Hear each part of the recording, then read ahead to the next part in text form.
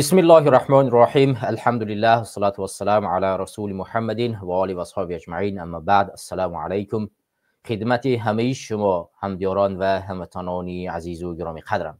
امیدوارم که هر کجایی که نباشین تن صحت و سلامت باشین. پروردگار همه شما را حفظ بکنه.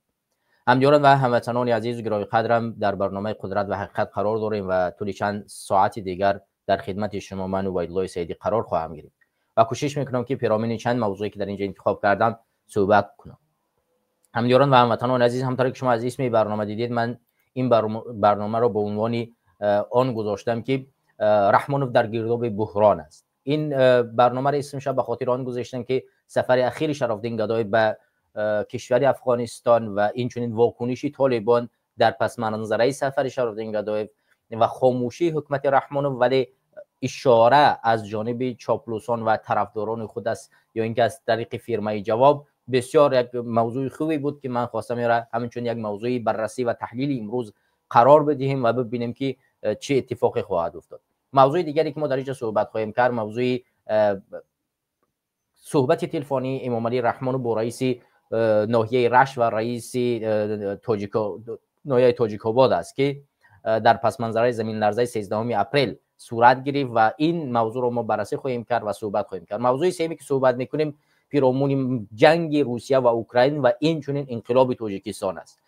چون ما وعده دادیم که در هر برنامه پیرامون انقلاب صحبت میکنیم، ولی در اینجا بازم موضوع اوکراین است که این وابسته کمی دارد و در این موضوع صحبت خواهیم کرد. چون در این هفته، یعنی 2 روز پیش، یکی از نوارهای در شبکه‌های اجتماعی نشر شد که یک جوان تاجیک با اونی که پایش زخمی شده است از در جنگ از درون‌های اوکراینی و در بیمارستان در شهر دنیتسک بستری بود، ولی دکتران نگاه نکرده به همینی که این انسان زخمی است او را روان کردن به جنگ دوباره، که خود اون جوان میگوید که حتی پایش تا اون درجه لطمه سخت خورده است که راه گشته ای ساز نمیداند، ولی دکتران مجبوری او را به جنگ میبرند. در این موضوع و دعوتی تاجیکان یا اینکه اجبار بردن آنها به جنگ در از طرف روسیه به اوکراین صحبت خواهیم کرد که چگونه زندانی ها را میبرند، چگونه مهاجران تاجیک را مخشوی میکنند و این چنین در موضوع انقلاب که این روند برای ما خیلی لازم است تا اینی که بتوانیم بیداری سیاسی و آگاهی مردم را بیدار کنیم. همدیاران و هموطنان عزیز و گرامی قدرم، در اولین موضوع ما بگذاریم موضوع خیلی وسیع و روشنی که بسیار واکنش‌های تندی را در شبکه‌های اجتماعی به بر آورد. موضوع سفر شراف‌الدین گدای به افغانستان بود که در هفته گذشته با یک بیانیه و عکس از شهر کابل جنبش اصلاح داروش تاجیکستان بیانیه نشر کرد که در اون بیانیه ذکر کرده بود که شراف‌الدین گدایف راهبر این جنبش به افغانستان برای گفتگو با یک مرکز تحقیقاتی در افغانستان، یعنی با دعوت اونها رفته است و در اونجا برای بهتر ساختن وضعیت جامعه مدنی بین افغانستان، جامعه مدنی افغانستان و تاجیکستان صحبت خواهد کرد. البته این موضوع واکنش‌های زیادی را داشت که از جانب حکومت امام علی رحمانوف هیچ واکنشی نشان نداد، اما در رسانه‌های خارجی خیلی زیاد غوغا برانداخت و زیادی رسانه‌ها از این نوشتند و این چنین جامعه تاجیکستان، یعنی که بیشتری این جامعه‌ای که امروز واکنش نشان میدن فیرمای جوابی از جانب حکومت تشکیل کرده شده که میرزا سلیمپور، اگر اشتباه نکنم اون را اسمشون گذاشت فیرمای جواب، که اونها واقعا در هر یک حالتی که میآید یک جواب و یک واکنش تندی خواهند داشت واکنش کردن و این جانب از جانب مخالفان تاجیک نیز از بعضی هایش خوب پذیرفتن نشد و حتی تنقید خیلی سختی را انجام داده شد، ولی بازم تنقید از تعریف و تعارض صفر از جانب دیگر مخالفان که از روند مبارزه تاجیک‌ها یا که مخالفان خسته شدن بسیار مورد پذیرش قرار گرفت و مردم این را خیلی خوب پذیرفتند. و همچنان در نظریات ها و در بیشتر جاهایی که اکثرا مبارزان و مخالفانی که این سفر را بررسی میکردن و روند او را می‌آموختند واقعا هم مورد پذیرش مردم قرار گرفته بود، ولی بعضی ها حالا شماره اندکی که در بعضی از حزب‌ها و حرکت‌ها اونها را به اسم همطوری که الماس دست آگیرک رو میگه که چاپلوسانی مخالف که پیدا شدن امروز چاپلوسی میکنن خوش نآمد، شاید نپذیرفتن از این، ولی به هر صورت ما این را میگذاریم به دست اون دست آوگیرک ها اونها خودشون میدونن و پذیرفتن، چون اونها فقط چیزی رو میپذیرن که راهبر یک حزب که تعلق به خود آنها داشته باشد، چون در حکومت امروزه رحمانوف هم دستاوردها تنها به خاطر یک نفر باید باشد. اگر دستاورد امروز از جانب رحمانوف بود، اینها باید فقط چیکار کنن؟ دستاورد فقط از جانب یک نفر، اونم همونی که اونها میپذیرنش. ولی دستاورد از جانب اگر یک حزب مخالف، یک تاجیک دیگر باشد، برای اونها پذیرش نیست و هیچ وقت پذیرفته نمیشه. به همین خاطر ما برمیگردیم به سفری اصلی شرافالدین گدای به افغانستان. شرافالدین گدای به افغانستان سفر کرد و در افغانستان دیدار کرد با یک تشکیلات داخلی که برای جامعه، یعنی بهبود ساختن جامعه مدنی ملاقات کرد و با اونها صحبت کرد. این ملاقات گفته نمیشه شد از جانب اصلاحات که چند مدت دوام میکند، ولی همونطوری که ما دیدیم طول 5 روز به نظر شرافالدین گدای در افغانستان بود و در افغانستان با نهادهای گوناگونی، نهادهای محلی یعنی حکومتین محلی صحبت کرده شد. در بیانیه شرافالدین گدای فهم این گونه اشاره کرده شد که این سفر به خاطر تحکیم جامعه مدنی است و پیشگیری از خطرهایی که به مانند داعش خراسان و امثال اینهاست.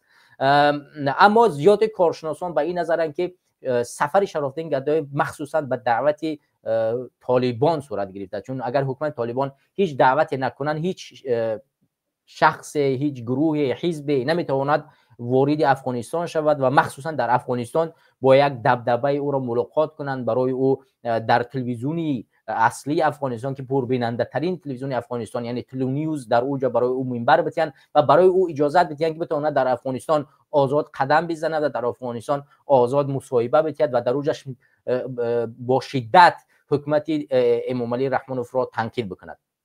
از دیدگاه بعضی از کارشناسان این با دستور خود حکومت طالبان یعنی پذیراییش از مخالفان تاجیک صورت گرفته است تا اینی که یک روند دیگری رو در افغانستان تشکیل بکنن، همونطوری که در اون طرفی هم یعنی در حکومت تاجیکستان روند مخالفانی حکومت امروزه افغانستان دیده می شود، از جمله جبهه مقاومت ملی با راهبر پسر احمد شاه مسعود، احمدی مسعود در تاجیکستان است و این جبهه آزادی که راهبرش اسمش یادم نیست، این در تاجیکستان نمایندگی دارد و این نشانداد آنی است که حکومت طالبان یعنی زیاد کارشناسان به این نظرند که با مخالفان حکومت امام علی رحمانوف در تماس برآمدن و با اونها اجازه دادن که اونها را بتوانند فعالیت رسمی خود را در داخل کشور افغانستان انجام بدهند و بتوانند از این طریق یعنی که نزدیکتر به کشور همسایه یعنی به تاجیکستان تاثیر بگذارند. حالا بعضی ها به این عقیده هستند که چرا افغانستان، چرا کشور دیگری نه؟ دوستان و هموطنان عزیز، شما یک باید بدانید که کشور افغانستان چند مهمیت خاصی داره که من این را برای شما ذکر میکنم.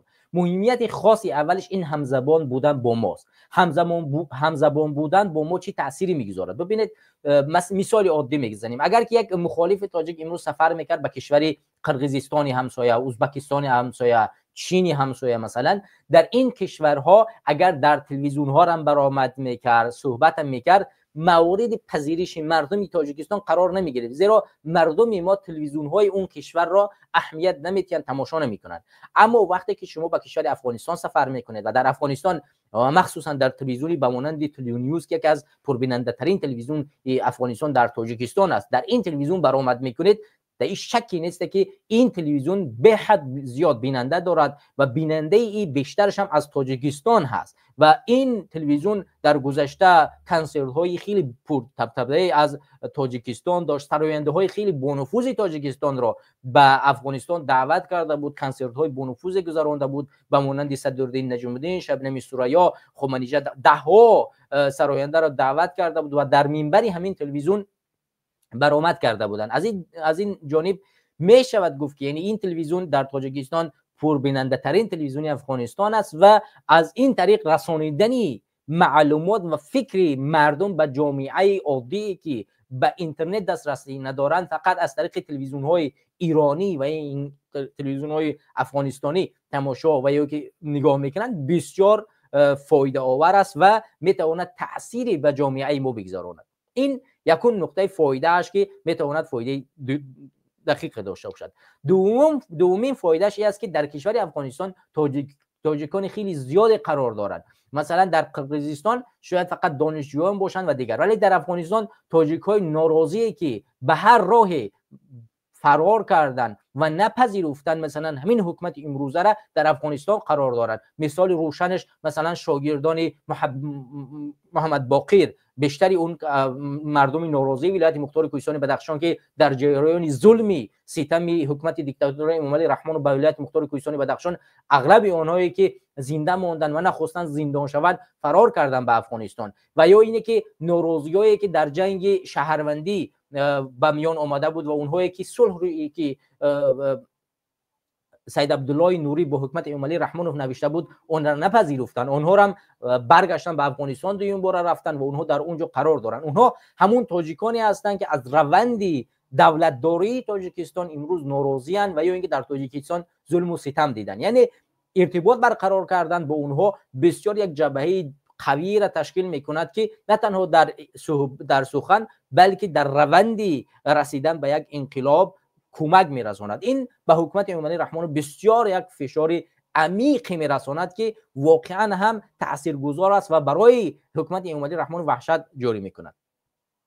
خب سومین نقطه، این نقطه حکومت افغانستان یا اینکه سفر بین حکومت افغانستان، این دسترسی با بیشتری چیزهایی است که در کشورهای همسایه ما یعنی دسترس نیست. مثلا میتواند که یک انسان اگر بخواهد که مثلا با تلویزیون ها صحبت کند دسترسی دارد، با مثلا با گروه های گفت ملاقات کند دسترسی خواهد پیدا کرد. مسئله مثلا اگر بخواهد تعجیزات را برای رفتن به تاجیکستان پیدا کنید میتواند از طریق کشور افغانستان این چیزها را بس سادگی و آسانی به دست بیاری. یعنی به دست آوردن چنین چیزها خیلی آسانتر و ساده تر است.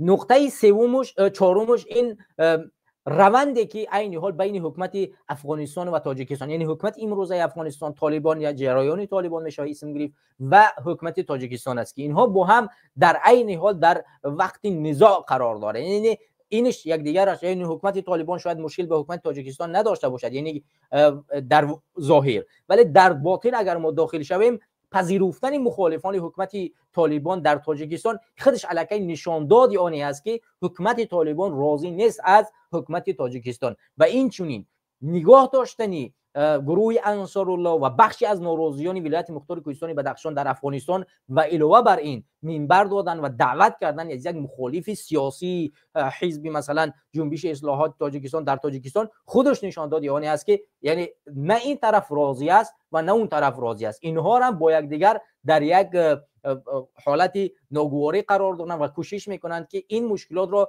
هم اینش حل بکنه هم اونش حل بکنه، ولی ما میبینیم که هم یک از دیگر از این طرف گرفته است دیگر از اون طرف گرفته است. یعنی این فایده‌ای است که از این یک مخالف تاجیک میتواند فرصتی را استفاده ببرد و به تاجیکستان چکار کند داخل شود و وطن خود را از دست امامعلی رحمانوف نجات بدهد. خب زیادی مثلا بگیریم در روز گذشته دادو جان عطاولایف راهبر جنبش وطندار یک مقاله نوشتم با اسم، من اگر اینجا اشتباه نکنم با اسم یا بله یا بلا و بسیار مسئله نازکی را در اینجا اختراع کردن و کسانی که میروند به کشور افغانستان و در اونجا کوشش میکنن یک جبهه عملی تشکیل کنن و یا اینکه یک صحبت داشته باشن با جامعه مدنی تاجیکان اونجا و یا اینکه یک هماهنگی بسازن با اون طرف، اینها را همچون یک خیانتکار یا اینکه به اصطلاح در دامن حکومت طالبان شمارید و حتی با اون درجه که گویا با هیبت الله یا اینکه راهبر طالبان یعنی بیعت کرده باشن، یعنی تو این درجه خیلی تند و سختی گفت.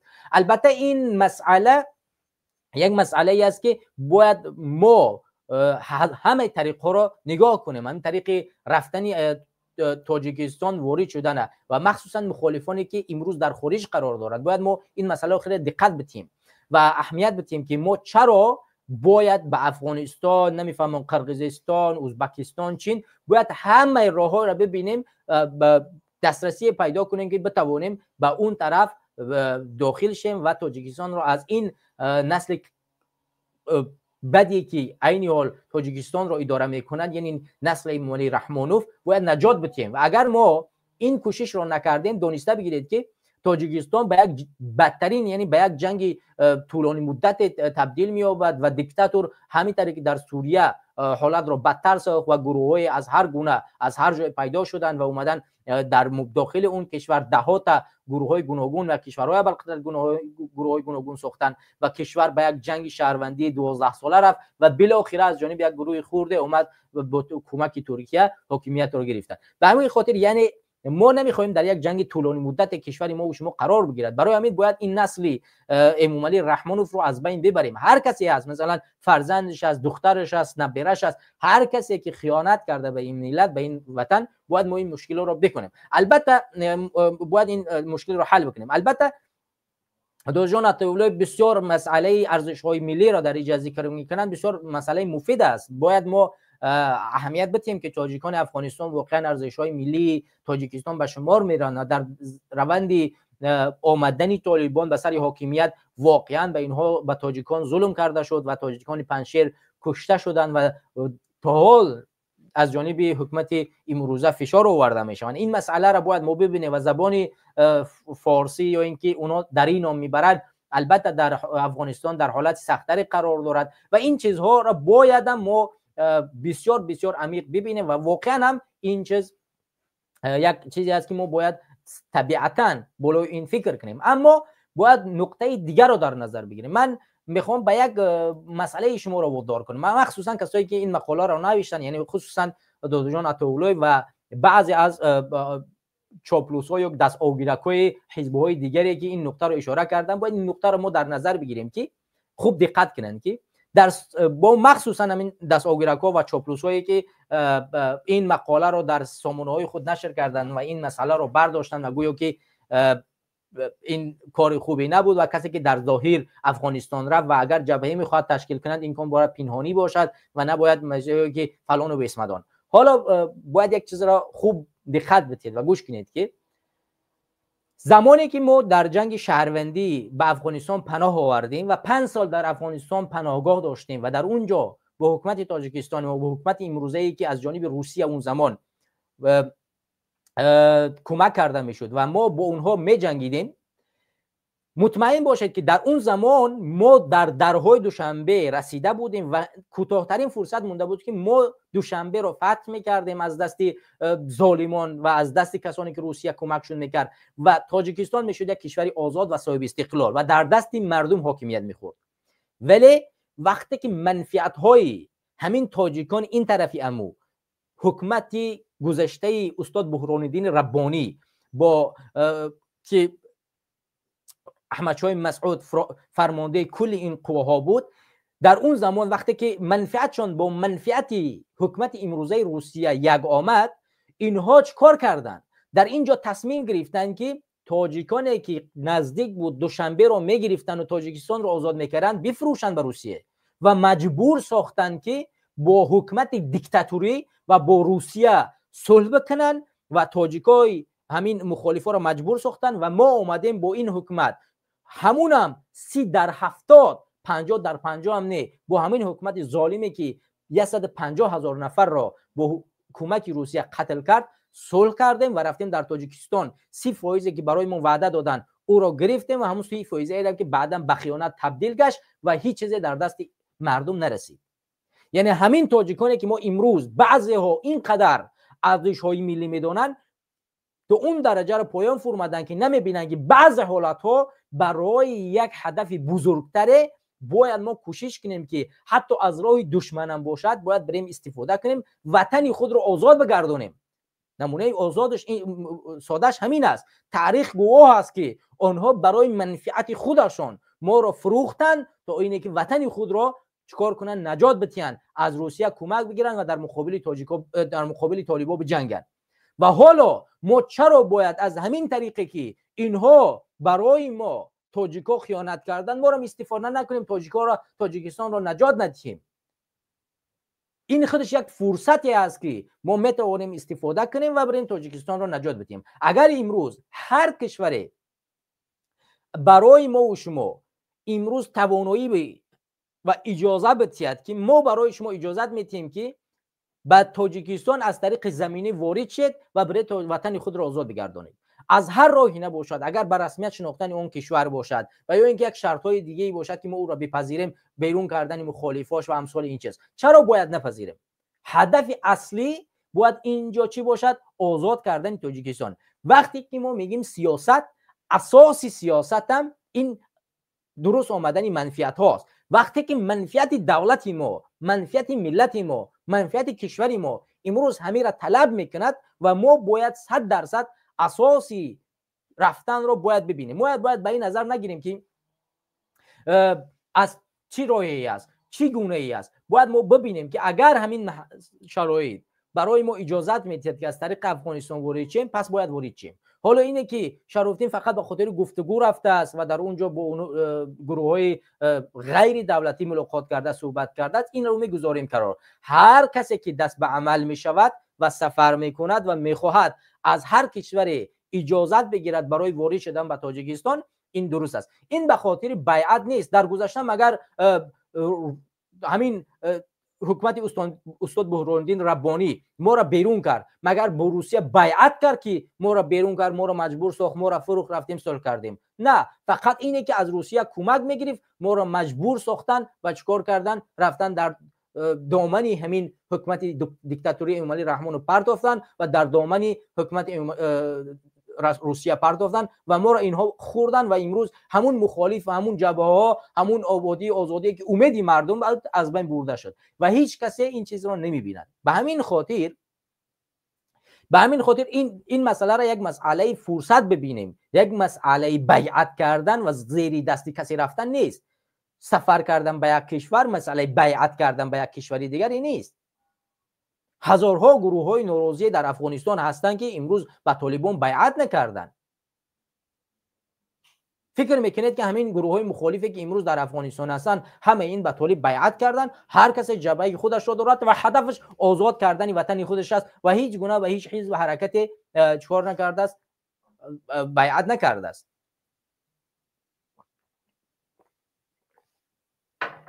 پس واقعا هم این نقطه بسیار یک نقطه مهمی است که ما باید برای رسیدن به یک تاجیکستان آزاد تمامی طرف‌های رسیدن رو به این ببینیم. فرقی نمی‌کند از کدام زمینه برای ما فراهم می‌شود. آیا این از زمینه گفتگو با حکومت طالبان، ولی از زمینه گفتگو با حکومت قرقیزستان، از زمینه گفتگو با حکومت چین و حکومت ازبکستان، فرقی نمی‌کنند. از هر اصول برای ما اجازت می‌دهند که ما می‌توانیم بگردیم تاجیکستان استفاده کنیم، تاجیکستان آزاد کنیم از دست حکومت دیکتاتوری امامعلی رحمانوف. پس این کار رو باید انجام بدیم و برای آبادی و برای آزادی یک تاجیکستان ما تلاش کنیم و کوشش کنیم فرصت ها را استفاده کنیم. ما میریم گفتگو میکنیم، صحبت میکنیم، میبینیم، بازدید میکنیم، با حکومت ها، با گروه ها، با جریان ها ملاقات میکنیم و میبینیم که از کدام راه ما میتوانیم و فرصت خوبی برای ما میشود که تاجیکستان را آزاد کنیم. هر جایی که دیدیم فرصت خوب هست و ما میریم تاجیکستان رو آزاد میکنیم، پس اون فرصت رو باید از دست ندیم. اگر این فرصت رو از دست دادیم، مطمئن باشه که آینده ما چیکار نمیکنیم؟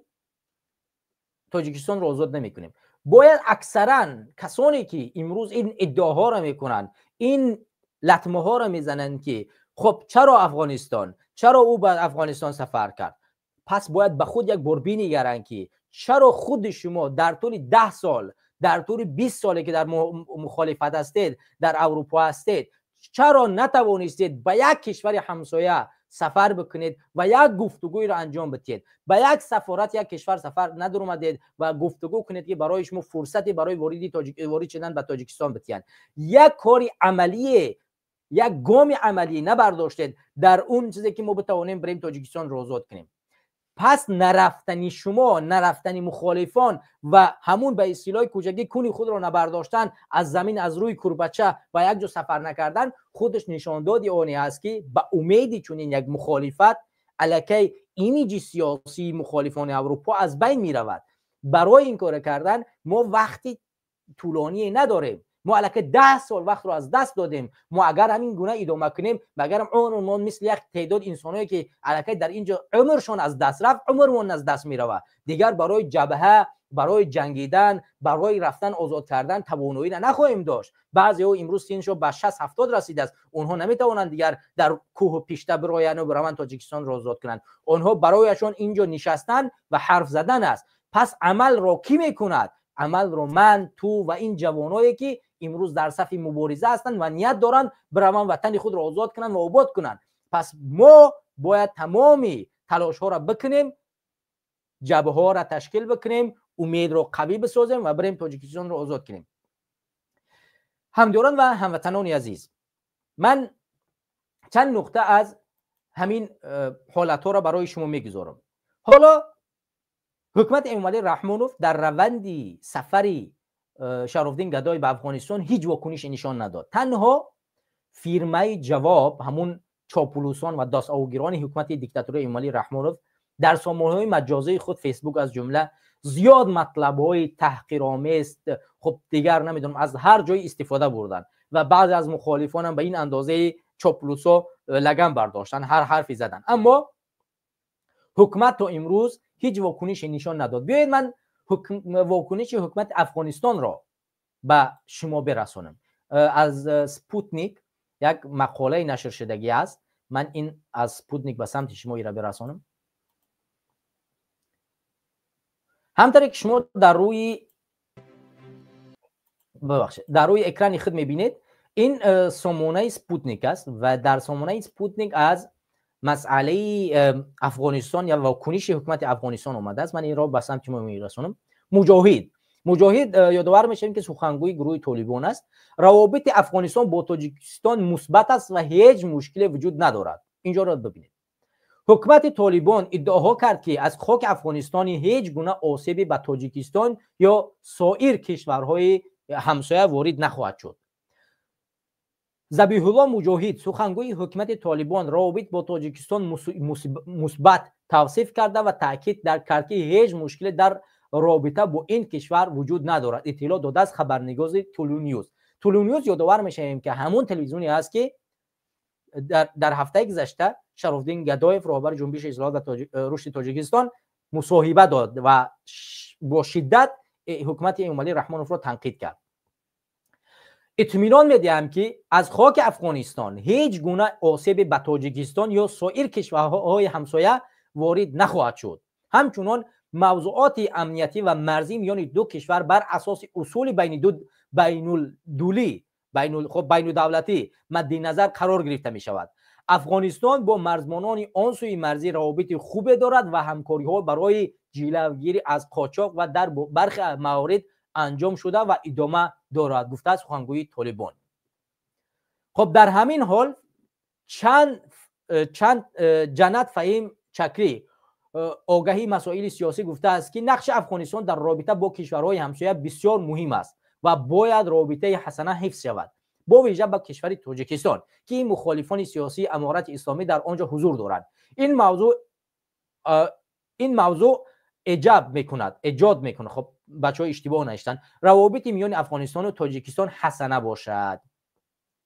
هرچند حکومت سرپرست در بیش از 3 سال گذشته روابط خوبی با برخی از کشورهای همسایه از جمله ازبکستان، ترکمنستان، ایران داشت، اما روابط امارت اسلامی با پاکستان گاه به تنش روبرو بوده و در برخی موارد درگیری‌های نیز میان دو طرف رخ داده است. همونطور که شما می‌بینید همدیران و هموطنان عزیز، مسئله واکنش در کوتاه‌ترین فرصت از حکومت افغانستان صورت گرفت وقتی که خودی شرافالدین گدایف در اینجا برآمد کرد و سفر کرد. حکومت امامعلی رحمانوف یگان واکنش نشان نداد، در حالی که در تلویزیون ایران اینترنشنال، افغانستان اینترنشنال، در تلویزیون تلونیوز، در رسانه‌های مجازی، در تمام رسانه‌های خارجی وابسته به سفر سخن گفته شد، حرف زده شد، اما همونطور که ما می‌بینیم هیچ واکنشی از جانب حکومت امامعلی رحمانوف کرده نشد. چرا حکومتی که امروز دیکتاتورش میگن، حکومت طالبان در کوتاه‌ترین فرصت در این مسئله واکنش کرد و گفت که ما هیچ مشکلی با حکومت امومالی رحمانوف نداریم و ما روابط حسنه داریم و هیچ خطر از ما طرف تاجیکستان و یا اینکه کشورهای همسایه تهدید نمیکند و ما هیچ مشکلاتی با اونها نداریم. حتی در لب مرزها همکاری خوبه با سربازان مرزبان اون طرف کشور داریم. خب اینجا از چی گواه میدید؟ گواهی این است که حکومت طالبان با علاوه اینه که شاید پذیرفته باشد با یک طریق از یک مخالف تاجیک و علاوه بر این میزبان دهها مسلحی مخالف تاجیک در افغانستان باشد، یک اشاره به او طرف میکند که در صورتی که اگر شما کمک کردن با مخالفان ما را تمام نکنید، ما را این کار میکنیم. یعنی که در آواز ما میگوییم که یک روابط حسنه داریم و همونطوری که شما را هم این حرف رو میزنیم و پشت پرده ما کار خودمون رو میکنیم. یعنی دعوت میکنیم از مخالف شما، ما با شما کاری نداریم. طبق قانون‌های بین المللی یک تاجیک حق دارد که شهروند تاجیکستان باشد، حق دارد که از لب مرز عبور کند و برای وطن خودش آباد کند. او حقش است. اما طالبان طبق قانون‌های بین المللی خودشون این حق را ندارن و نه حقی ندارن که لب مرز ما عبور کنند. پس ما اگر که از زمینه استفاده کنیم بر بگردیم، این کار امکان دارد. به همین گونه از طرف تاجیکستان جبهه مقاومت ملی حق دارد که از هر راه وارد افغانستان شود و سرزمین خودش را از دست طالبان نجات بدهد. یعنی هیچ قانون بین المللی برای اینها تحریم، سانکسیون و یا هیچ چیز دیگه وارد نمیکند، چون اونها شهروند افغانستانن و حق وارد شدن به کشور خودشون از هر طریقی دارن و سرزمین خودشون را نجات دهند. پس این مشکلات نشان میدهد که حکومت طالبان به حکومت تاجیکستان یک اشاره ای میکند که از دستگیری از روند مخالفتی که در اونجا تشکیل شده است در مقابل اینها تجدید نظر بکند و اونها را به افغانستان بسپارد و از کشور خود بیرون کند و در غیر صورت یک میز در تاجیکستان برای مخالفان داده می شود که این فرصت، من دعا میکنم که این فرصت برای ما بشود که ما بتوانیم از طریق تلویزیون های نزدیک همسایه به تاجیکستان حرفای خودمون رو برسانیم و در اونجا روند مخالفت را به حد زیاد و قوی‌تر ببریم که بتوانیم همین گونه که در اروپا جمع شدیم در لب مرز خودمون در اونجا جمع بشیم و از اون طریق بر بگردیم. همونطوری که در سال 1997 ما در اونجا جمع شدیم و هممون در اون زمینه بودیم. اون زمان هیچ کس ما را تروریست، هیچ کسی ما را نمیفهمم تروریست، اکستریمیست، افلان بسمدان نام نمیگرفت. خودی همین مخالفانی که امروز تروریست میگن در گذشته در همونجا بودن و همون زمان هم یک منطقه در دست طالبان میخورد، یک زمان در دست تیم احمدشاه مسعود یا که استاد ربانی میخورد و همین طرف با میگذشت اون طرف. بیشتری از نقلی که با ما میکنن در همون زمان جنگ شهروندی و بچه‌ها میگن که ما وقتی گریزه بودیم در همون منطقه و مخصوصا در قندوز، یک زمانی میشد که همین منطقه ما در دست طالبان میخورد. یک مدت با طالبان بودیم، طالبان برای ما همون غذایی را که در دولت استاد بحران‌الدین ربانی به ما کمک میکردن، طالبان هم همونو با ما کمک میکردن و نه ایناش با ما مشکل داشتن نه اوناش با ما مشکل داشتن، نه ایناش بالای ما ظلم میکردن نه اوناش بالای ما ظلم میکردن.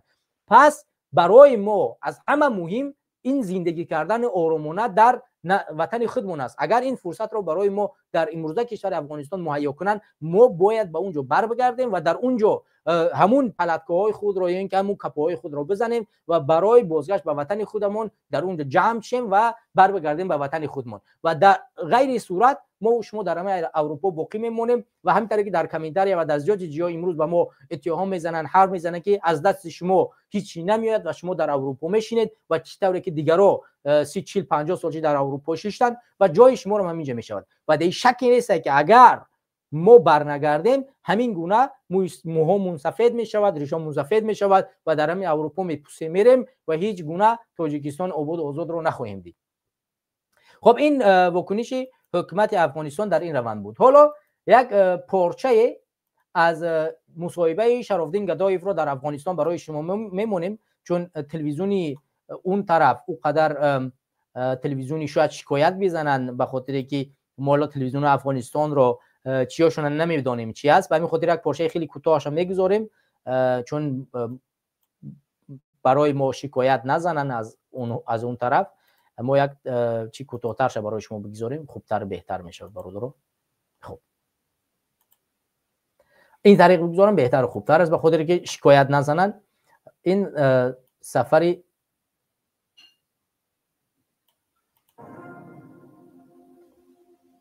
افغانستان در کانون نگران کم یک بلندترش کنیم برادر رو ببخشید.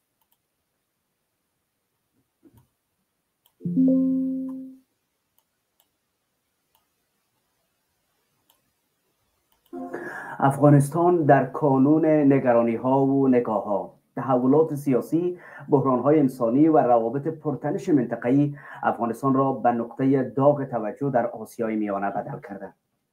در چنین فضای همسایگان چه نگاهی به آینده افغانستان دارند و اپوزیسیون های منطقه چه نقشی می توانند ایفا کنند؟ در گفتگوی با شرف‌الدین گدایوف رئیس جنبش اصلاحات و رشد تاجیکستان از چشمانداز منطقه به وضعیت افغانستان می‌نگریم. به نام خدا و سلام بر شما. من شمس امانی هستم. آقای گدایوف خیلی خوش آمدین به طول نیوز و همینطور به افغانستان. درود و سلام به شما، درود و سلام به تمام مردم افغانستان. من بسیار خوشحال هستم که شما ما را به استودیو خود دعوت کردید. سپاسگزار شما، ممنون شما. اجازه بدین اول در مورد هدف سفردان به کابل از شما بپرسم که در این سفر چه اهداف را دنبال میکنه؟ هیئت جنبش اصلاحات و رشد تاجیکستان طی 3 روز اخیر است که در کشور افغانستان حضور داره. ما با مرکز تحقیقاتی غیر دولتی با نام مرکز گفتمان سحر از نام راهبر این دعوتنامه گرفتیم، فضل رحمان اوریانی. در این مدت 3 روز ما با چندین سازمان ها و تشکیلات های غیر دولتی و سازمان های جمعیتی گفتگوها و ملاقات ها داشتیم و بسیار ملاقات های سازنده و ملاقات های بسیار خوب بودن. This incredible mold remover gel can restore your bathroom and بخشش دوستان، من باید این رکلام را به طرز بگذارونم که برای کانال ما مشکل ایجاد نکنن. من نمیفهمم چرا تلویزیون دولتی رکلام دارن. ببخشید بچه‌ها. بخاطر که این در روند چی خلل میرساند بعداً. خب بخشش بچه‌ها.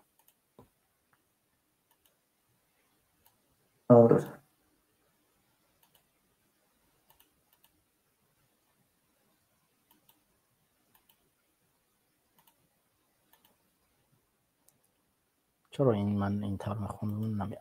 بله.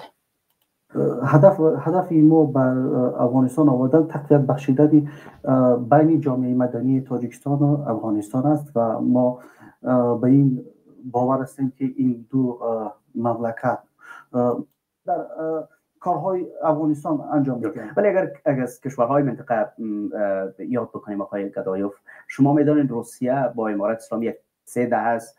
آقا کی است؟ فکر میکنید شما ابتکار عمل در دست خودشان نیست؟ بیشتر سفر میکنن کیا با تاجیکستان بیشتر ولی تاجیکستان خودش از ناحیه داعش به هر حال تهدید احساس میکنه و اون طرف شما میبینید که یک نگاهی وجود داره که داعش پناهگاه‌هاش در پاکستان است. یک شماری از افراد شهروندان تاجیکی حتی در این جریان پیوسته در این گروه است. در یک چنین وضعیتی چرا باز تاجیکستان مثلا به دنبالی باشه که افغانستان ناامن شود؟ چرا ناامنی افغانستان را به نفع خودشان بدانه و چرا با کسانی که میزبانی مثلا بکنن از داعش با اونها دست یکی بکنه و به دنبالی باشه که در افغانستان آشوب برپا کنن؟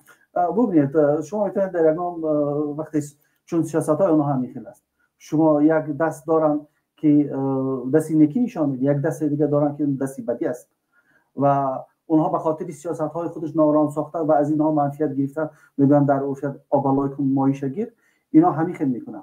و امروز حکومت تاجیکستان ببینید شهرونده حکومت تاجیکستان امروز تولید کننده داعش است. چطور؟ وقتی در تاجیکستان تمام مسجدها بسته است، تمام مدرسه ها، شما فرزند شما حق نداره قرآن شریف بخواند، فرزند شما تا 18 ساله حق ندارد با مسجد برود، خانم شما حق ندارد داخل یک بینای دولتی با حجاب وارد شود، شما حق ندارید در تاجیکستان فعالیت های آزادی دینی داشته باشید. یعنی این همه چیزا بر روی مردم تاجیکستان بسته است و مردم تاجیکستان اطلاعات از کجا میگیرند؟ از بیرون، از گروه هایی که افراطگرا. وقتی آنها این اطلاعات را میگیرند و میپیوندند به گروه های داعش. یعنی وضعیت سیاسی اقتصادی اجتماعی را به چنان به تنگ آوردگی است که مردم یک ناامید شده است. این میروند به سمت داعش، خودشون رو به گروه های داعش میزنند و امروز بعضی از بیشتری از این شهروندان تاجیکستان اعضای داعش هستند. به خاطر چی؟ در پشت اینها کارهای استخباراتی تاجیکستان هستند. آقای گدایف، خود تاجیکستان میفهمه که داعش برای ما یک تهدید است و ممکن است شهروندان خود تاجیکستان در گرو اینها قرار بگیره و برای خودشان به یک تهدید مبدل شود. چرا این مسیر در مدت همین قدر سال داعش در یگان وقت عملیات در تاجیکستان نگذرانده است. یک خب چند تا عملیات هایی که تاجیکستان خودش گذراند، اونا عملیات های ساخته دست خودشان بوده که تمام فکت و دلیل ها وجود دارد در اینجا و چندین سازمان های تحقیقاتی هم در این مسئله کار پس داعش به کجا تهدید است؟ وقتی که اونها داعشی تحت اراده اداره خودشان است و میتونن این داعش را در هر جایی باشه خودشون اداره کنند و راهنمایی کنند، بله، پس برای اونها این تهدید نمیشه. وقتی که یک گروه افراطگرایی هم باشد و تهدید برای دیگر کشورها باشد و تحت اداره شما باشد و شما هیچگاه تهدید نمیکنند، چون زیر کمانده شما است و اون نمیتواند به شما تهدید ایجاد کنند. بسیار تشکر. سپاسگزار شما آقای شرف‌الدین گدایوف، رئیس جنبش اصلاح. خب دوستان و هموطنان عزیز، همونطور که شما دیدید واقعا شدیداً، یعنی به حد سخت در تلویزیون شرف‌الدین گدایوف برآمد کرد و حکومت امالی رحمان رو تنقید کرد و واقعا هم این تلویزیون از جانب توجیکا خیلی دیده میشن و حتی در همین نظریاتی که زیاده از 1174 نظریات نوشته شده، زیادی از نوشته‌های که اینجا داخل میشه به زبان توجیکی ان، یعنی با حروف سریلیکی که بیشتری از افغانستانی ها این حرف رو یا که ایرانی ها این حرف رو نوشته نمیتونن و دیده میشود که واقعا هم در سامانه تلنیوز که خود همین ویدیو تقریبا 85,000 بیننده گرفته است و این نظریات ها بیشترش به زبان تاجیکی، پس که بسیار بیننده ها حتی در یوتیوب همین تلنیوز تاجیکن و اگر که ما بگردیم به تلویزیون که کشور همسایه ما است، هم مرز ما است و ما هم طوری که میدونیم در خونه همه ما و شما در تاجیکستان از همون آنتن ها زده شده است و تمام تلویزیون دولت های فارسی زبان را تلویزیون هاش را تماشا میکنه و از جمله تلویزیون تلنیوز که بسیار برنامه های جالب زیادی دیدنی داره و در گذشته بسیاری از تلویزیون هایی بود که همونطوری گفتم سراینده های خیلی مشهوری کشورهای گوناگون رو دعوت میکرد و در اونجا رقص سرود این بازی را میکرد که زیادی بیننده های جلب کرده بود. از این جانب این تلویزیون دعوت کردن و شدیداً محکوم کردن حکومت امالی رحمان و علاوه بر این بر اون نگاه کردن که امروزه تشکیل داعش از جانب همین حکومت امالی رحمان و فسیایی که سرپرستانی ای بسیار یک چیز عمیقی بود که اگر ما این رو نظر کنیم میبینیم که این در بعض حالات ها یعنی شدت بخشیدن ظلم در تاجیکستان و محکوم کردن تمام درس های دینی و از بین بردن تمام لوازمات دینی که یک انسان میتواند عقیده کامل رو در وطن خود بیاموزد و پیوست نشود به گروه دیگری، نشان میدهد که واقعا هم حکومت امالی رحمان رو میخواد تمام روند دینی رو از تاجیکستان کاملا ریشه‌کن کرده از بین ببرد و اونها را بسپرد به دست کسایی که در اونجا برود در جهان حمله کنند، کشته شوند، از بین برده شوند ولی در تاجیکستان نباشند. همونطوری که میبینیم مغزشویی از جانب دیگر گروه ها صورت میگیرد. حالا برمیگردیم همون طریق یعنی که وابسته همین موضوع است، موضوع دیگه ما مسئله جنگ اوکراین. شما میبینید که امروز از زندانیانی که در روسیه هستند به طریق هر بهانه میبرند در جنگ های روسیه استفاده میکنن و به قتل میرسونن. حتی سربازی که زندانی که برای کدام جرم نمیفهم 9 سال زندان شیشته بود، 3 سال دیگه در زندان 3 سال شیشته بود، 6 سال دیگه مونده بود، رفته بود که 6 ماه در جنگ باشد، بعد از 6 ماه به تاجیکستان بر بگردد، زخمی شده است و بعد از زخمی شدن به بیمارستان آورده شده، در بیمارستان شهر دانتسک نشسته است و در اونجا باید معالجه شود ولی میگویند که نه تو بهتر شده میتونی عین حال به جنگ بری، در حالی که خودش میگوید که من قدم زدن نمیتونم. یعنی بردن تمام کسانی که به همین حکومت خطر ایجاد میکنن از طریق مثلا زندانی ها کسانی هستند که ناراضی بودن، حالا به هزار تهمت بهتان اونها رو بردن پشت پنجره، چی با گناه تروریستی، اکستریمیستی، پول پرداخت کردن به این گروه و هزار بهانه‌های دیگر و اونها رو چیکار میکنن؟ از طریق میبرن به قتل میرسونن، چون اون هم به حکومت روسیه و هم به حکومت تاجیکستان خطر دارد. از خطر دیگر همین گروه‌های تروریستی است که خب داعش نمیفهم فلان، وقتی که تو رو نمیگذارن از حقوقهای شخصی دینی حقوقی برخوردار شود. مثال در تاجیکستان نمیگذارند که درس عقیده بخوانی. مثلا یک تاجیک وقتی که درس عقیده نخوانده است، دین را نمیداند، حدیث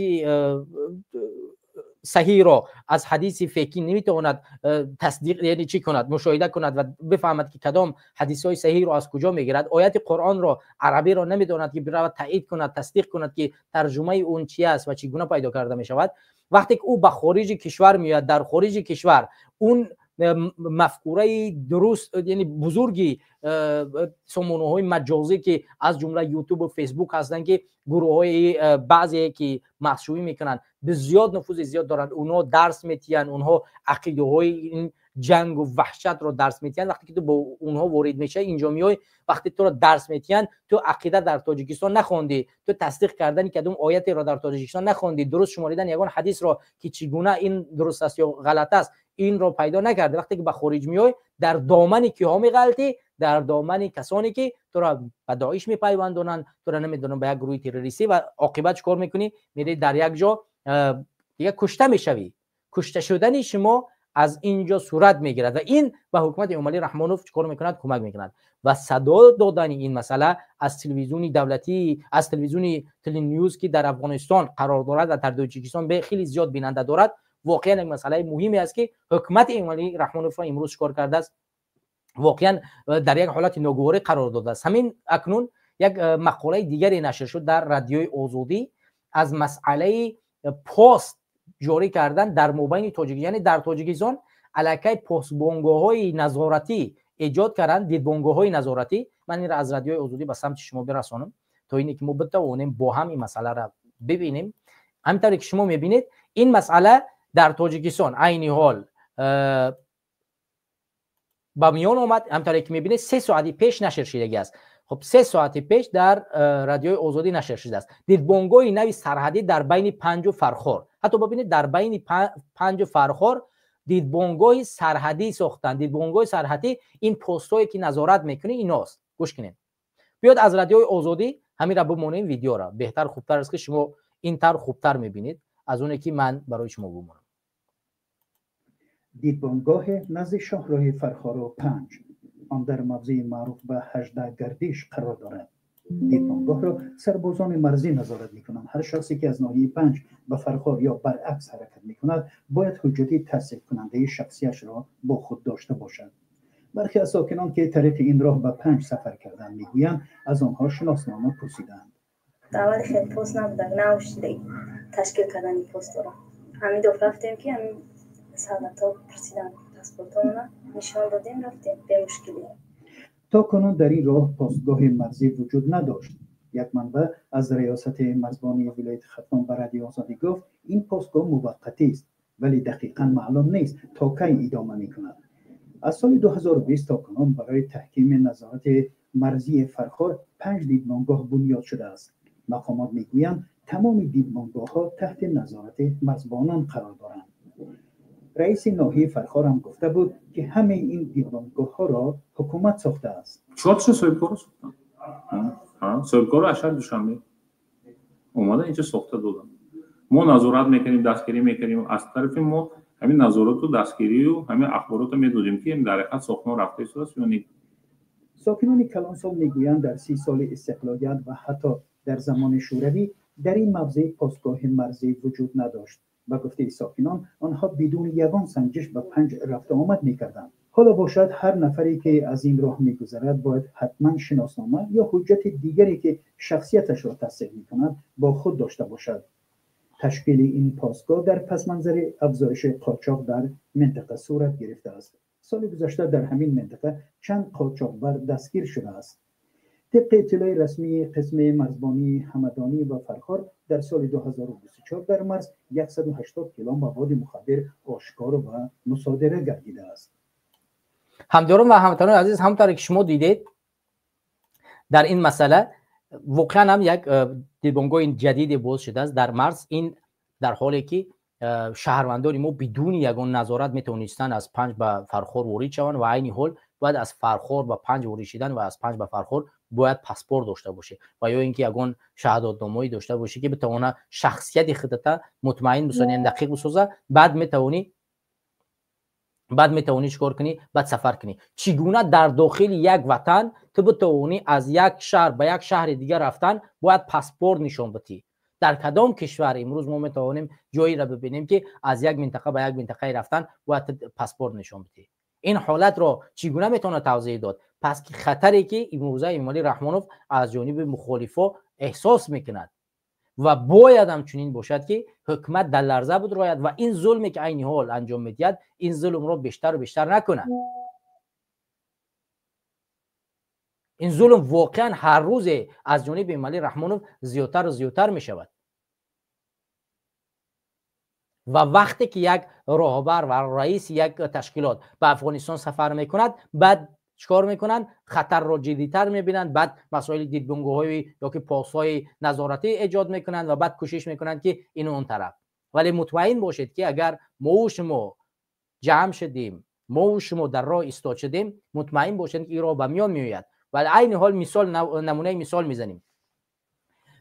از همه این کسانی که در همینجا بیننده هستند، شما کدام برای رفتن مثال برای تاجیکستان آماده این که برای یک انقلاب برین قربانی شین؟ آیا کسی شما و خودتون سوال بتید و در نظریات پاسخ بگید آیا شما همین روز یک حزب مثلا مخالف اعلام بکند که من دفتر رسمی من یا اینکه نمیفهم یک جبهه رسمی یک جبهه در فلان جا برای بازگشت به تاجیکستان آماده کردم، آیا کدامی از شما امروز پیش وجدانتان با وجدان جواب بدید آماده هستید که برای در همین جبهه اشتراک کنید و در بازگشت به سوی تاجیکستان برای آزادی تاجیکستان سهم داشته باشید؟ آیا کدامی از شما امروز به این مسئله آماده است؟ کدامی شما آماده است که جانش را برود در اینجا قربانی کند؟ من مطمئنم که این همین 650 700 نفر ما رو تماشا دارد، از اینجا خوب آماده باشد 5 نفر تا 6 نفر آماده است. بیشتری مردم امروزه 99% از 9% مردم تاجیکستان در همه حالت بیننده هستند. فقط اونم 1% که نمیفهمم 0.001% که خیلی کوچکش با نیمی همو یا طرفدار چاپلوسی رحمانوف میکنه، نیمی دیگهش در این طرف مخالف است که در مابین مخالفا هم امروز چاپلوسی پیدا شده است که از چاپلوسای امامعلی رحمانوف دم میگذرانند.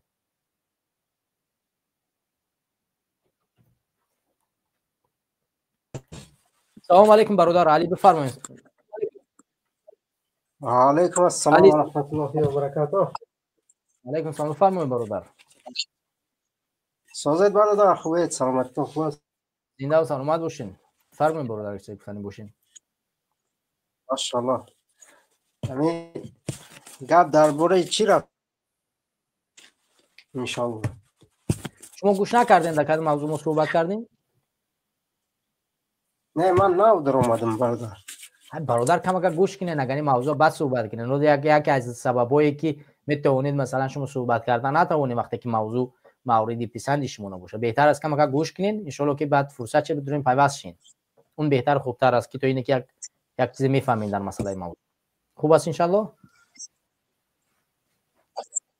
شیت گپ نیست برادر. گوش کنین کمک بهتر است که بهتر خوبتر میفهمین موضوع و میتونین یگون چیزای خوبی و جالبی بگین. و اگر که شما در مورد موضوع نبینین و نگاه نکنین شاید داخل کشین نتوانید در اون موضوع صحبتایی که باید کرده شود انجام بدین و دیگر آماده نیستین، چون آدمی که آماده باشد باز میتونه صحبتایی بکنه که صحبتاش یک منفعت داشته باشد. و بخاطر ان شاء الله کم تماشا کنین 5 10 دقیقه بعد پیوست ان شاء الله میفهمید. زنده و سلامت باشین. من آماده هستم. من همه وقت من برای مخالفان مبارزه من حاضر و ناظر هستم ان شاء الله. زنده باشه. با کمک تماشا کنه وری چین ان شاء الله. بس استودیو بو ان شاء الله چقدر نوز با میکنم که ان شاء الله در نیت چون برسم. زنده و سلامت باشین. آمین. برادرایی که در یوتیوب هستین پیوست شین به استودیو و پیرامون موضوعی که گذاشتیم صحبت کنین که حالا شما آیا آماده هستید که در صورتی بازگشتی مخالفان و تشکیل کردنی، حالا فرق نمی کند چه افغانستان باشد، چه قرقیزستان باشد، ازبکستان باشد، چین باشد، برای بازگشت به تاجیکستان آیا شما آماده هستید بر بگردید و به این جبهه ها بپیوندید و یک مخالفی که روند بازگشت را تحریزی می کند آماده شد برای تاجیکستان را اداره کنید؟ حالا تحت کدام حزبی، مثلا حزب نهضت اسلامی تاجیکستان باشد، جنبش وطندار باشد، رشد اصلاحات و رشد تاجیکستان باشد، گروه 24 باشد، سازمان جوانان باشد، فرقی نمیکند. هر حزب و حرکتی که نباشد، شما فکر نظرتون چی است؟ آیا شما همچون شهروند جمهوری تاجیکستان آیا آماده هستید از روندی بازگشت به تاجیکستان از طریق نظامی یا که از طریق حالا هر طریقی که نباشد که در شکی نیست که اگر از طریق کشورهای همسایه ما وارد تاجیکستان شیم، در شکی نیست که روندی نظامی خواهد بود. آیا شما از این روند دستگیری خواهید کرد و شرطهای شما برای رفتن چی است و شما از زیر کدام برنامه کدام حزب حرکت استقبال میکنید برای بازگشت؟ آیا برای شما برای بازگشت حزب و حرکت مهم نیست و مهم کسی است که این کار رو به دست میگیرد و میرود اون جبهه رو تشکیل میکند و شما آماده به اون جبهه بپیوندید؟ یا اینکه برای شما مهم است که فلان حزب، فلان شخص، یعنی فلان نفر باید راهبر باشد و شما بعداً با اون جبهه برید بپیوندید و تاجیکستان رو آزاد کنید؟ من میخوام که به این سوالا هم در نظریات پاسخ بگین و هم وارد برنامه شین و فکر نظرتون رو بگویید. خب ما هم طریق برمیگردیم به اون مسئله که برادر رو در نظریات بنویسین، فکر نظرتون رو، فکر نظرتون در نظریات بنویسین. من در نظریات رو گو در نظر میگیرم و میخونم. اگر شما فکرهای جالبی در نظریات نوشتین، من حتما به روی آینه و برای یوتیوب میارم و شما این فکری شما را موردی بررسی قرار میدیم و اگر ببینید که اون فکری باشد که اون جالب باشد و لازم باشد، حتما من این رو به یوتیوب بینندگان میرسونم و صحبت میکنیم. زیادی از برادرها واقعا میگه که بیشتری از برادرها میگه که ما آماده ایم و زیادی از برادرها میگن که ما آماده ایم. یک برادر دیگه نوشته است که بله من آماده ام اما با منافقان نه، یعنی گروه 24 منافقن. برادر و هموطن عزیز، در گروه 24 واقعا بچهای دیندار و کسانی که واقعا میخوان خدمت کنن خیلی زیاد است و نباید که یک نفر دو نفر رو به همه برابر کرد. اونجا اشخاص زیادی هست که دارای فکر هستند، دارای فکر دینوی و میتوانند در هر روند تصمیم درستری بگیرن. نباید که با عقیده که شاید از یک نفری که در همون بخشای مستقیم یا که در یک طرف دیگر میبینید همه اون نفرها رو لطمه زد و اونها رو منافق بود. در داخل حرکت اشخاص زیادی هست که سزاوار بهترین ها است. خب برادران زیاد نوشتن. واقعا من بسیار خوشحالم که ما واقعا میتوانیم برای بازگشت به تاجیکستان یک امیدی داشته باشیم و واقعا هم سفر آخر شرافالدین گدایف یک امیدی به بیشتری از مخالفان داد و این یک عمل یک گامی بود در همون هدفی که اکثری مخالفان امروز دارند برای بازگشت به تاجیکستان که ما از سال 2012 تا این جانب یعنی 13 تا این جانب هیچ امثالش را نداشتیم. آخران بار سال 2012 بود اگر اشتباه نکنم، عمر علی قوت به قرقیزستان سفر کرده بود که او را اجازت ندادن در قرقیزستان باقی بماند و او بعدا برگشت به ترکیه. یعنی به هر صورت این دومین سفرم از جانب شرافالدین گدایف صورت گرفت به افغانستان و چون این سفرها باید زیادتر باشد، باید با کشورهای همسایه گفتگوی بیشتر شود و ملاقات‌های زیادتر شود و ما بتوانیم به کشورهای همسایه بریم و در اونجا بتوانیم همون جبهه خود را تشکیل بکنیم، نهادهای خود را بسازیم و حتی ما بتوانیم که یک منطقه تاجیکستان را بگیریم به مانندی که در سوریه کردن، یک منطقه را گرفتن، در اونجا دولت ساختن، تجربه آموختن و بعدا رفتن کشورشون آزاد کردن. همین خاطر ما اگر بتوانیم یک جبهه در هر جای تشکیل کنیم، من مطمئن هستم که مردم تاجیک و ملت تاجیک میرود. ما هم طوری که میبینیم در هر جای یک جبهه تشکیل می شود، اولین کسانی که به اون جبهه می روند مردم تاجیک است. در سوریه وقتی که نمیفهمم یک جنگ شد، کسانی جبهه را تشکیل کردن، 6000 تاجیک به اونجا رفت. در افغانستان نمیفهمم هر روز تاجیک‌ها میرن به گروه‌های گوناگون میپیوندند. یعنی در یک جای یک کسی یک نمیفهمم یگون کار را تشکیل میکنه، میبینی اولین نقطه در اونجا تاجیک است. یعنی تاجیک‌ها تشکیل کننده نیستند ولی اشتراک کننده جبهه‌ها هستند. پس ما اگر مطمئن باشید که برگشتیم همون جبهه ها را تشکیل کردیم، اولین نقطه این مردمی است که ما را کمک میکند، چی از دیدگاه سرمایه‌اش باشد، چی از دیدگاه نیروی انسانیش باشد، از هر لحاظی که باشد این مردم به تاجیکستان میروند و نیت دارند که تاجیکستان را آزاد کنند. من مطمئنم که ما شما میتوانیم در یک جایی، مطمئن باشید که ما میتوانیم اگر ما بخواهیم تاجیکستان را آزاد بکنیم، مطمئن باشید که ما این کار را میتوانیم بکنیم، فقط با یک جایگی، نه با ترس هراس. نباید ترسید، نباید افغانستان همچون یک ترس نگاه کرد، همچون یک فرصت هم نگاهش کرد برای بازگشت به وطن. چرا ما باید از راه افغانستان به وطن برنگردیم؟ چی مشکلی داره برای ما بازگشتن؟ در سال 1992 97 5 سال در اونجا ایستادیم، هیچ مشکلی نداشت. چرا حاضی برای ما مشکل دارد؟ چرا ما حاضی نمیتوانیم در اونجا باید بریم خیمه بزنیم و در اونجا جبهه تشکیل کنیم و در اونجا بر بگردیم؟ چرا اون زمان برای بعضی ها اجازه بود، برای عین حال برای ما اجازه نیست؟ چرا در اون زمان ما را مهر تروریستی و اکستریمیستی نمیزدن ولی عین حال باید بزنن؟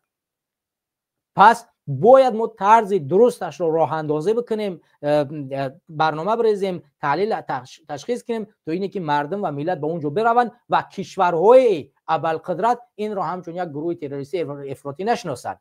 ما در طول مثلا 10 سال مبارزه در اروپا دیدیم که تا امروز یگان کشور ابوالقدرت گروه‌های ما را نه تروریستی نه اکستریمیستی نمیشناسد، اگرچه حکومت رحمانوف دهات مهر نزده است. حتی صفحه‌های فیسبوکی بعضی از مخالفان را امروز با قرار دادگاه ممنوع کرده است و تروریستی اکستریمیستی شمرده است. پس در شک نیست که وقتی که ما توانستیم در طول چند سال مبارزه جهان را متقاعد بسازیم که نه، ما تروریست نیستیم، ما اکستریمیست نیستیم، ما یک دعوتگری هستیم که می‌خواهیم وطنمون آباد باشند، ما اصلاحگری هستیم که می‌خواهیم در تاجیکستان اصلاحات به میان بیاید، ما کسانی هستیم که تاجیکستان رو به سوی روشنایی میبریم، ما کسانی هستیم که تاجیکستان رو به یک کشور خواهیم ساخت که اون به جهان منفعت خواهد آورد. یعنی ما این گونه اشخاص هستیم. به همین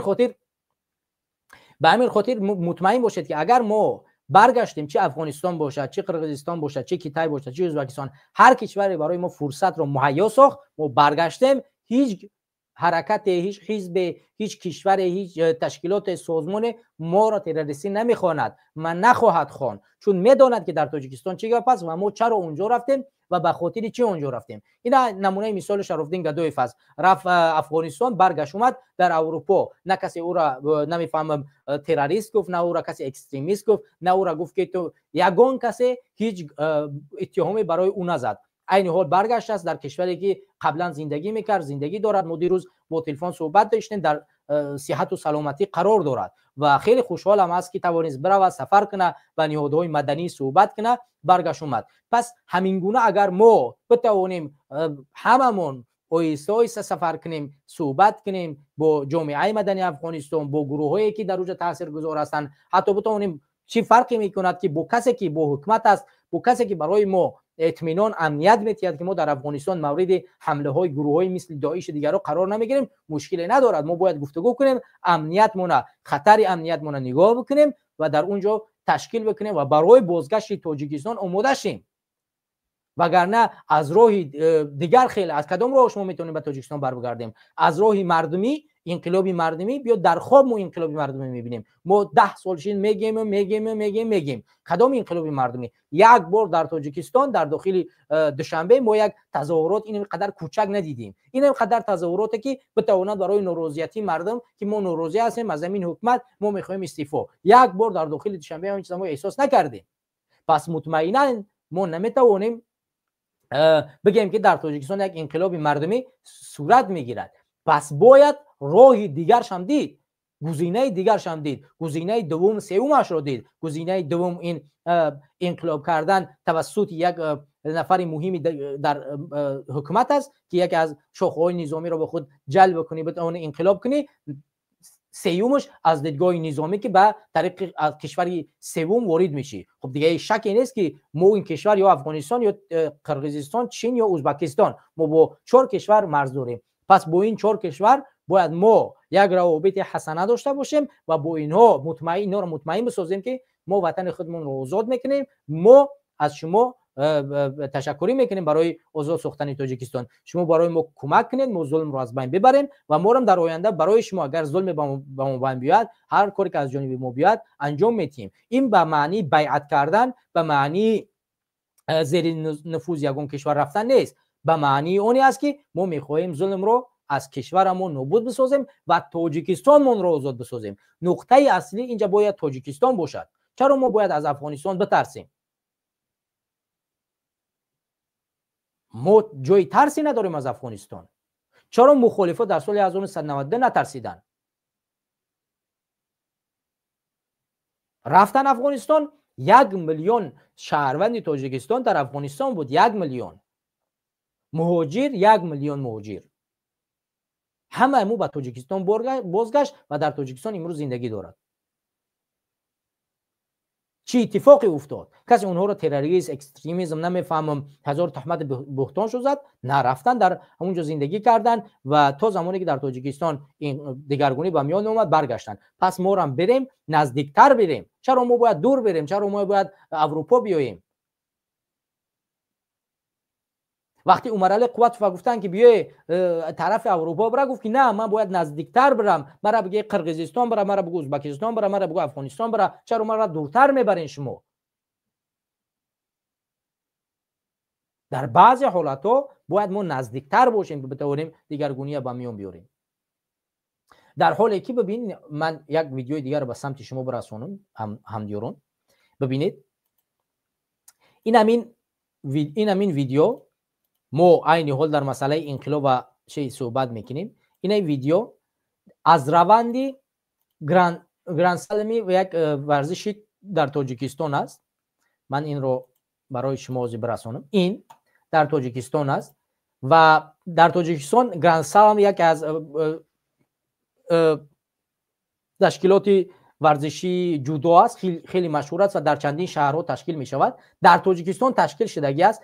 در یگان کشور با چنین حالت تشکیل نمیشد. ببینید آغازی برنامه، یعنی آغازی همین تشکیلات رو چگونه میکنند، از تعریف و توصیف. یعنی حتی در ساحه ورزش ما میگیم که بله، ساحه ورزش امروزه مخصوصا جودو واقعا پیشرفت کردگی است، واقعا جای تعریف توصیفش دارد که زیاد مدال‌های به دست آوردن، ولی چاپلوسیستان کردن، تعریفیستان کردن اونجا این قابل قبول نیست. اینو ببینید.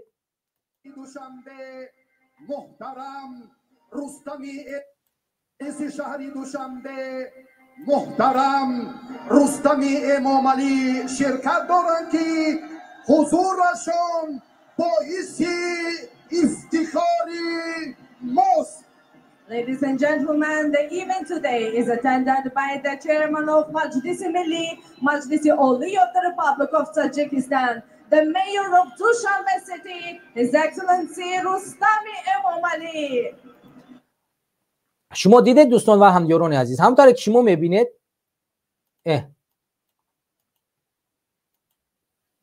رستم در اینجاست. در زل که شما میبینید، در زل که شما میبینید هزارها پرچم، خب پرچم رمزی دولتی ماست، اما هزارها صورتی امام علی رحمه الفضل. یعنی سوهای و ما در اینجا حرف میزنیم و مبارزه میبریم میخوایم، ولی در تاجیکستان از تمام سوها برای خود استفاده میکنن. پس چرا ما باید از سوهایی که از کشوری که برای ما یک فرصت هست استفاده نکنیم؟ فرصت حتی ورزشی رو، ورزش رو فرصت دیدن و در ورزش با پلاکت. شما همین یک گراند سلمی که اینم در آذربایجان، در هر کشوری که تشکیل می شود، در یک جا بیاید که با پلاکت ها یک کشور، یک مثلا یک پرزیدنت دیگر یا که با اشتراک رئیس شهر یک دیگر که اسم و تعریف توصیف کنن شروع شود، در یک جا برای ما بیارید. پس این وطن ما آباد نکنیم، این وطن ما چاپلوسیستان نه، بلکه یک کشور کنیم که در اونجا اصل مردم باشد. همین کار ما نکنیم کی برای ما اوتمیه میکنه؟ پس باید ما بریم بجنگیم و وطن خودمون رو از دست ظالما نجات بدیم و در غیر حالت ما همین گونه رفتن میگیریم و هیچ کسی نمیاد وطن ما و شما رو آباد کنه. هیچ کسی نمیاد وطن ما و شما رو از این ظلم نجات بدهد. اینا ببینید، اینا یک نولو یک من همینجا از رادیو آزادی یک چیزی رو به سمت شما برسونم.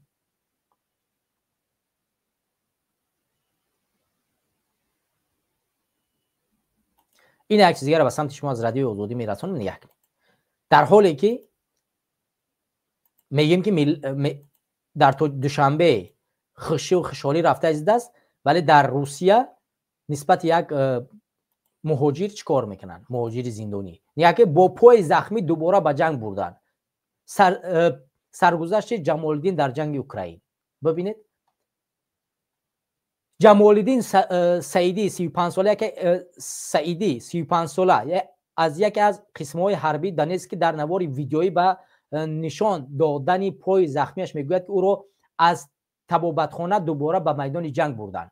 جمال الدین 3 سال قبل با جرم قاچاق مواد مخدر به 9 سال زندان محکوم شده بود و در یک از محبوس‌های روسیه ادای جزا میکرد. وقتی که در زندان پیشنهاد شد که با وعده رهایی از زندان به جنگ ضد اوکراین رود، او هم راضی شد. جمال الدین سعیدی شهروند دوگانه تاجیکستان و روسیه دارد. جمال الدین سعیدی روزی 5 مه در یک صحبت ویدیویی با رادیوی آزادی گفت که ماه دکمبر سال 2024 با جنگ سفربر شد. من 3 سال زندان رو پس سر کردم، ولی دیدم که مهلت 6 سال دیگر خیلی دراز است و برای رهایی شدن از ادامه اجرای جزا راضی شدم که 16 دکمبر پس از 3 ماه مشق حربی مرا به میدان جنگ بردن. من تا زخمی شدنم یعنی روز 19 مارس سال روان در دونیتسک بودم. آن روز به اثر ضربه موشک پهپاد شدیداً زخمی شدم، گفت جمال الدین. ببین در وقتی که پهپاد در پشت زدمون درون ها پشت زخمی شد. همصحبت ما گفت که بعد این در یک تبابت های قسم حربی دونیتسک بستری شد. همکنون به گفتهش با وجود اینکه هنوز شفا نیافته و پایه‌های زخمی بدون تبابت کاملا او را دوباره به میدان جنگ بردند. جمال الدین سعید گفت که روز جمعه گذشته 2 می با اجازه طبیبی قسم حربی با او لباس نظامی پوشیده به میدان بردند. و در این نوار ویدیویی که نسخه آن را رادیوی آزادی دیده است، در تن لباس نظامی دارد و میگوید که التجایش را برای طبیبان کامل طبابت کامل گوش ندادند. او میگوید که با مشکل راه میرود ولی کسی پروا نکرد. این مسئله ای است که شما ببینید اگر تاجیکستانی یک سرمایه، یک حامی، یک طرفدار، یک محافظ داشته باشد به اینجا میان میرسد. اگر ما و شما در وطنمون امروز یک نظامی می داشتیم که میتوانست ما و شما را از دفاع کند، ما به همین جا می اومدیم میرسیدیم. همینها نمیتوانستند در یک جبهه‌ای که تشکیل بشود در هر کشوری که نباشد برای آزادی تاجیکستان در جان خود را قربانی کنند. 1000 نفر امروز در جنگ اوکراین از طرف روسیه تاجیک‌ها میرن میجنگند. 1000 نفر، 6000 دیگر در جنگ سوریه و عراق رفته کشته شدند. الکی 7000 نفر، همین 7000 نفر الکی تاجیکستان را آزاد میکرد. ما با همین 7000 مسلح میتونستیم تاجیکستان را از دست این ظالمون نجات بدیم.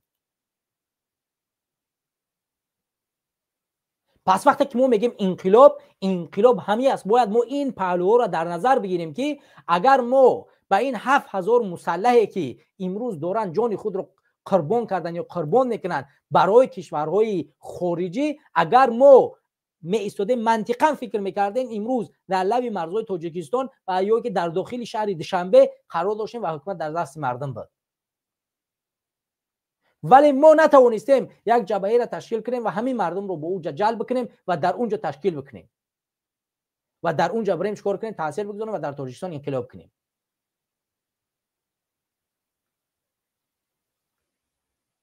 6000 نفر در طول این همین چند سال اخیر از سال 2013 تا اینجانب در همین جنگا فقط کسایی که شمارش حالا 10 نفر دیگه که در این گروه های مثلا تروریستی و اکستریمیستی و نمیفهمم در هدف های تروریستی در اینجا اونجا استفاده بردن. ما اگر کار میکردیم ما میتونستیم در تاجیکستان یک کشوری بسازیم که همه این اشخاصی که عقیده جنگی دارن و میتوانن تاجیکستان و یا هر کشور دیگه رو به عدالت برقرار کنند، اینها رو در تاجیکستان جمع کنیم و در تاجیکستان یک کشوری بسازیم که اون کشور پیشرفت کند و ما ارمیه خود رو، حربی خود رو، نظام خود رو قوی‌تر بسازیم. همین طالبا وقتی که حکومت گرفتن امریکا را شکست دادن با دوچرخه با این موتورسیکلایی که اصلا چی نداره با اینا می اومدن وارد کابل شدن. از که پشت خمیدن. امروز پل افغانی در عرصه بین المللی در بالا قرار دارد. در بازارها همه حالتهای مردم نظارت کرده می شود. یک چیز حق نداری که از همون نرخ تعیین کرده قیمت بفروشی. حق نداری که اینم بیار یک از بازار خریدی بیای گرانتر بفروشی. باید همون فایزی که حکومت تایید کرده است بالای همون نرخ باید اون فایز بگذاری. از همون فایز زیاد حق نداری بگذاری. پول مردمت زیده نمیتونی. گوشت رو حق نداری قیمت بفروشی. یعنی نظارت بازار کاملا در دستشون گرفتن. یعنی ما وقتی که میگیم که بخیزیم بریم تاجیکستان رو آباد کنیم بسازیم، باید ما بیایم در تاجیکستان چیکار کنیم؟ یک کشور بسازیم که اون بر اساس اهداف مردم و بر اراده مردم ساخته شده است و اون میتواند تاجیکستان رو چیکار کند؟ شکوفا بگرداند، امنیت رو برقرار بکند، نظام رو قوی بگرداند. ما اشخاص‌هایی را باید در صف قواهای مسلح جلب کنیم که اونها میتوانند واقعا از مرز بوم این کشور ما دفاع بکنن. اونها اراده قوی و جنگی دارن، نه کسانی که مجبور ابله میکنه میگیریم میبریم.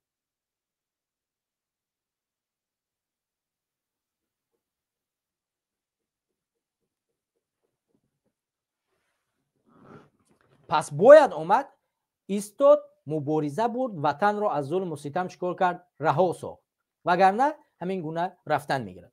همدیاران و هموطنان عزیز، لطفا اگر که زیاد نباشید برنامه را دستگیری کنید، لایک بگذارید، پدلیت کنید نوار ما رو و در روند برنامه کوشش کنید که نظریات بیشتر بنویسید. این میتواند برای پیشرفتی کانال ما کمک کند، پیشرفتی برنامه ما کمک کند که در آینده ما بتوانیم بیشتر به شما کوشش کنیم، کمک کنیم.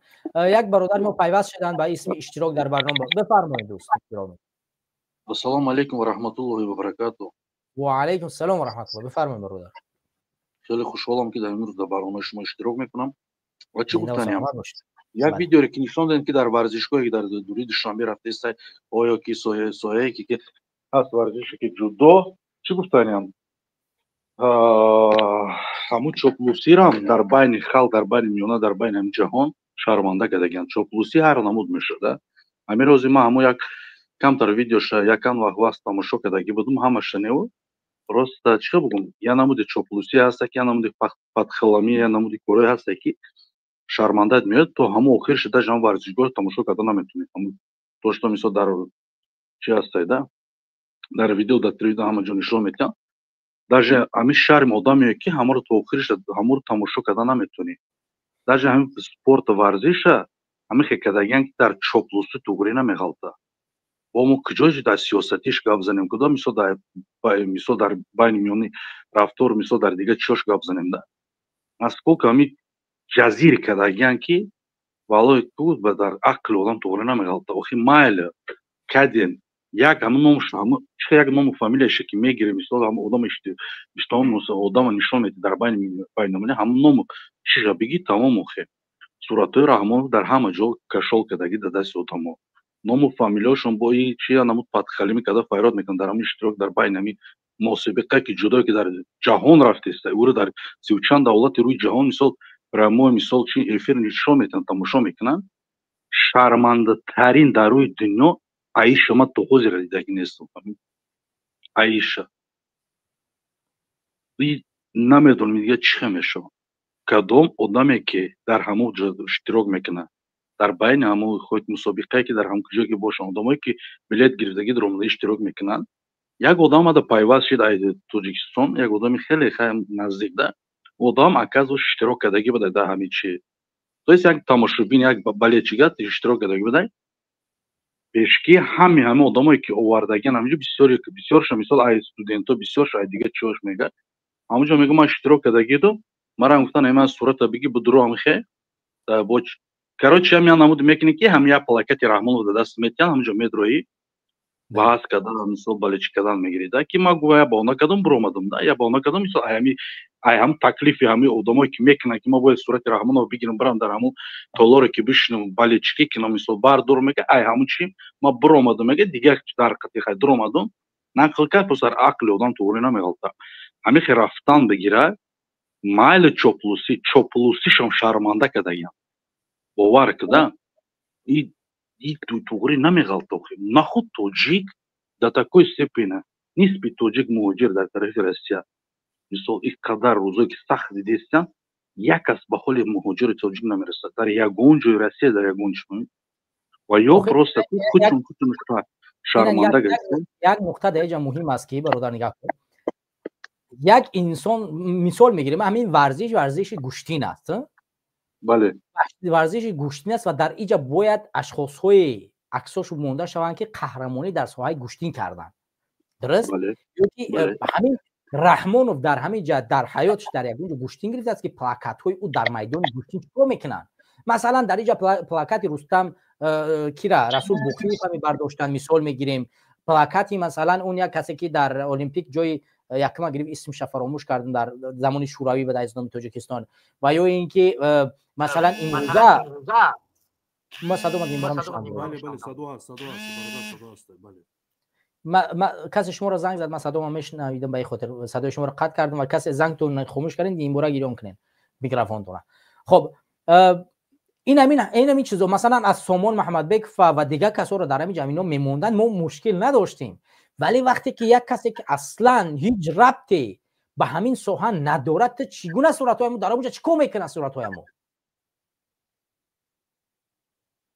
خیلی پرچم دقیق است، باید باشه. پرچم این نشاندهی اون است که تا از اومدی بله چی میگین از کسایی که در همون جا اشتراک میکنن که از همون کشورن، ولی صورت پرزیدنت چیکار میکنه در اونجا؟ همین گراند سلیم همین ابیو در آذربایجان شده بود، در همه دولت‌ها شده بود، گرجستان در بخشش در بین گپ بود میدرم یک گپ اینا دور میریم همسایه دوری که مثلا همسایه ما اون ازبکستان در المپیاد پاریژ وقتی که تقلیق زد اصول گذشتگی قریب بین هفتم هشتم نمیدونم چندم جور ازبکستان گرفت خیلی قریب دیدید آدمی 8 9 10 تا تیلویی با چند نقرگی و مدال چی برد کردن در همین المپیاد. همون اهمیت ما هم المپیادی که گذشت با کم کم تماشا کردم اهمیت در همون طرفایی که همون گذشت در طرف اروپا در همون پاریژ یگون спортсмен یگون همون چی اشتراکچی که ازبکستان که برآمده یگون تشنه صورت پرزیدنتشون برداشتن، نه یا فوتبالکا مایکاشون هم مثلا در تماشون بودن، نه یگون صورت فقط پرچم خودشون و فقط چه بگم همون چی میگن سرود ملی خودشون مثلا اشتراک کردن байрақшون برداشتن. اما یک 4 تا زودویست داریم با جایی که زودویستاشون هم مثلا در همون جا نمبری کنن که پیشرویشون کنن فقط رحمانوف رستم فهمیدی.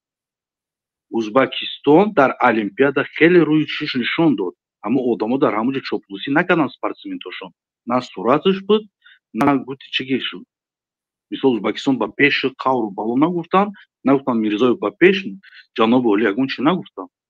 یگون چی همه آدما دستاینا مثال همون که دستاینا ویگرود کردن برآمدن همون المپیادا آمدن شهر خودشون با همون پدرکایی که کداگی طرف پرزیدنت خودش نبود در همونجا даже подаркой که کداگی در اسپورتسمن ازبکستان پرزیدنت ازبکستان نبود. اهمیت ده بنیمت اهمیت نبود فقط ادامه شروع کرد. همین در همین روز دومی در روز دیمی همین گراند سلم در دوشنبه یکی از سراینده‌های تاجیکستان در همون ولی اسمش دادم نیست در همونجا اومد اشتراک کرد و چند جمله رو به زبان آورد. ویدیوش هست اینو نمیدونم دیگه یک جاست پیدا کردن شاید قین‌تر باشه و او میگه که تمام این کارا رو برگزار کردیم برای خوشحالی کردن جناب علی، یعنی هدفی برگزار کردن چنین جریان ها از دیدگاه حکومتی ها و طرفداران او تنها به خاطر خوشحال کردن یک کس بوده است، به خاطر خوشحال کردن جناب علی. ما چی گفتیم در اینجا برای که یک همین بین یک سال دو سال چند کشید که همین جدای تاجیکستان در دست همون که اسماعیل دادگان همون رو پرزیدنت کردن سروازیر همین جدای وزیر ورزش تاجیکستان کردگی همین رنگ یک چاپلوسترین ور اسپورت توغری کردن در همین بین چیدا مثلا در بین اوسیا در بین میلیون‌ها یا خودشون اسپوز میکنن در اونجا مثلا چی بگم یک نمایشندنی یک پاکلامی یک چی بگم یک گروه شامش بگیم یک رسیدنی میشده چاپلوسترین به همین جدو بگم تاجیکستان همین میشه نه خود در هم بین ملت بین چندین سیاست‌ها که چندین دولت‌ها برای یا نمود تعریف کنی صورت باشون در اونجا با انگلیسی و با روسی و با تاجیکی و با قاور برای перевод کرده این شرمندگی در دنیا نمیشه. این پروسس زودای تاجیکستان که چاپلوس کردن رحمان و تامردانش تعریف میکنه صورتشو میمونن بعد وای رستمش هم تعریف میکنن تو همون چیشه میخوان که با اوچرت رفتن میگه یا نمود سیاست یا نمود همین چاپلوسگری در بین خودشون در بین همین در بین همین چندین دولت‌ها نشون دادن میگیرن دستگیری کردن میگیرن فهمیدی. این спор نگیم چاپلوسنی спор بگیم میشه فهمیدی چاپلوسنی ورزش بگیم همین میارزه ای ایره شرمنده ترین در روی دنیا نیست والله. تماشا میکنیم که من 15 دقیقه تماشا کردم برآمدم دیگه تماشا نکردم باور میکنی уже و هم گیر نوایی که هم استادیونی که ورزش گذاشته است همه جاش تو اومدی صورت رحمانو توجیکستان با پیچ صورت رحمانو و ما سپورت هم شو کنیم رحمانو ما جدو هم شو کنیم رحمانو ما سپورتسمن خون دست گیریم رحمانو ما نفهم просто یمی یعنی سیاست یعنی سپورت که دیگه که هم پاستانه با رحمانو در اونجا صورت باشه دستگیری کنن چوپلوسی کنن این همین کورشون در دوری توجیکستان کدام میتونن در دیگه جو کدام نمیتونن این کورشون در دوری توجیکستان کدام میتونن شانس میگه باشه مثال چند مبلغی باشه тратить میکنن расход میکنن лишь бы مثال همین چوپلوسی و подхалиму همین лесидан در هم байнихшон کنن این политика نیست این просто пастарин در روی دنیا باید نمود بحث کردن نشون میدن نیست بیخال در اینجا 1 میلیون موجود در اینجا عذاب کشیده در اونجا باشه چورتم چوپلوسو یک تا دیکتاتور همین سپورت گرفتگی کینچ کارو کرده ایستن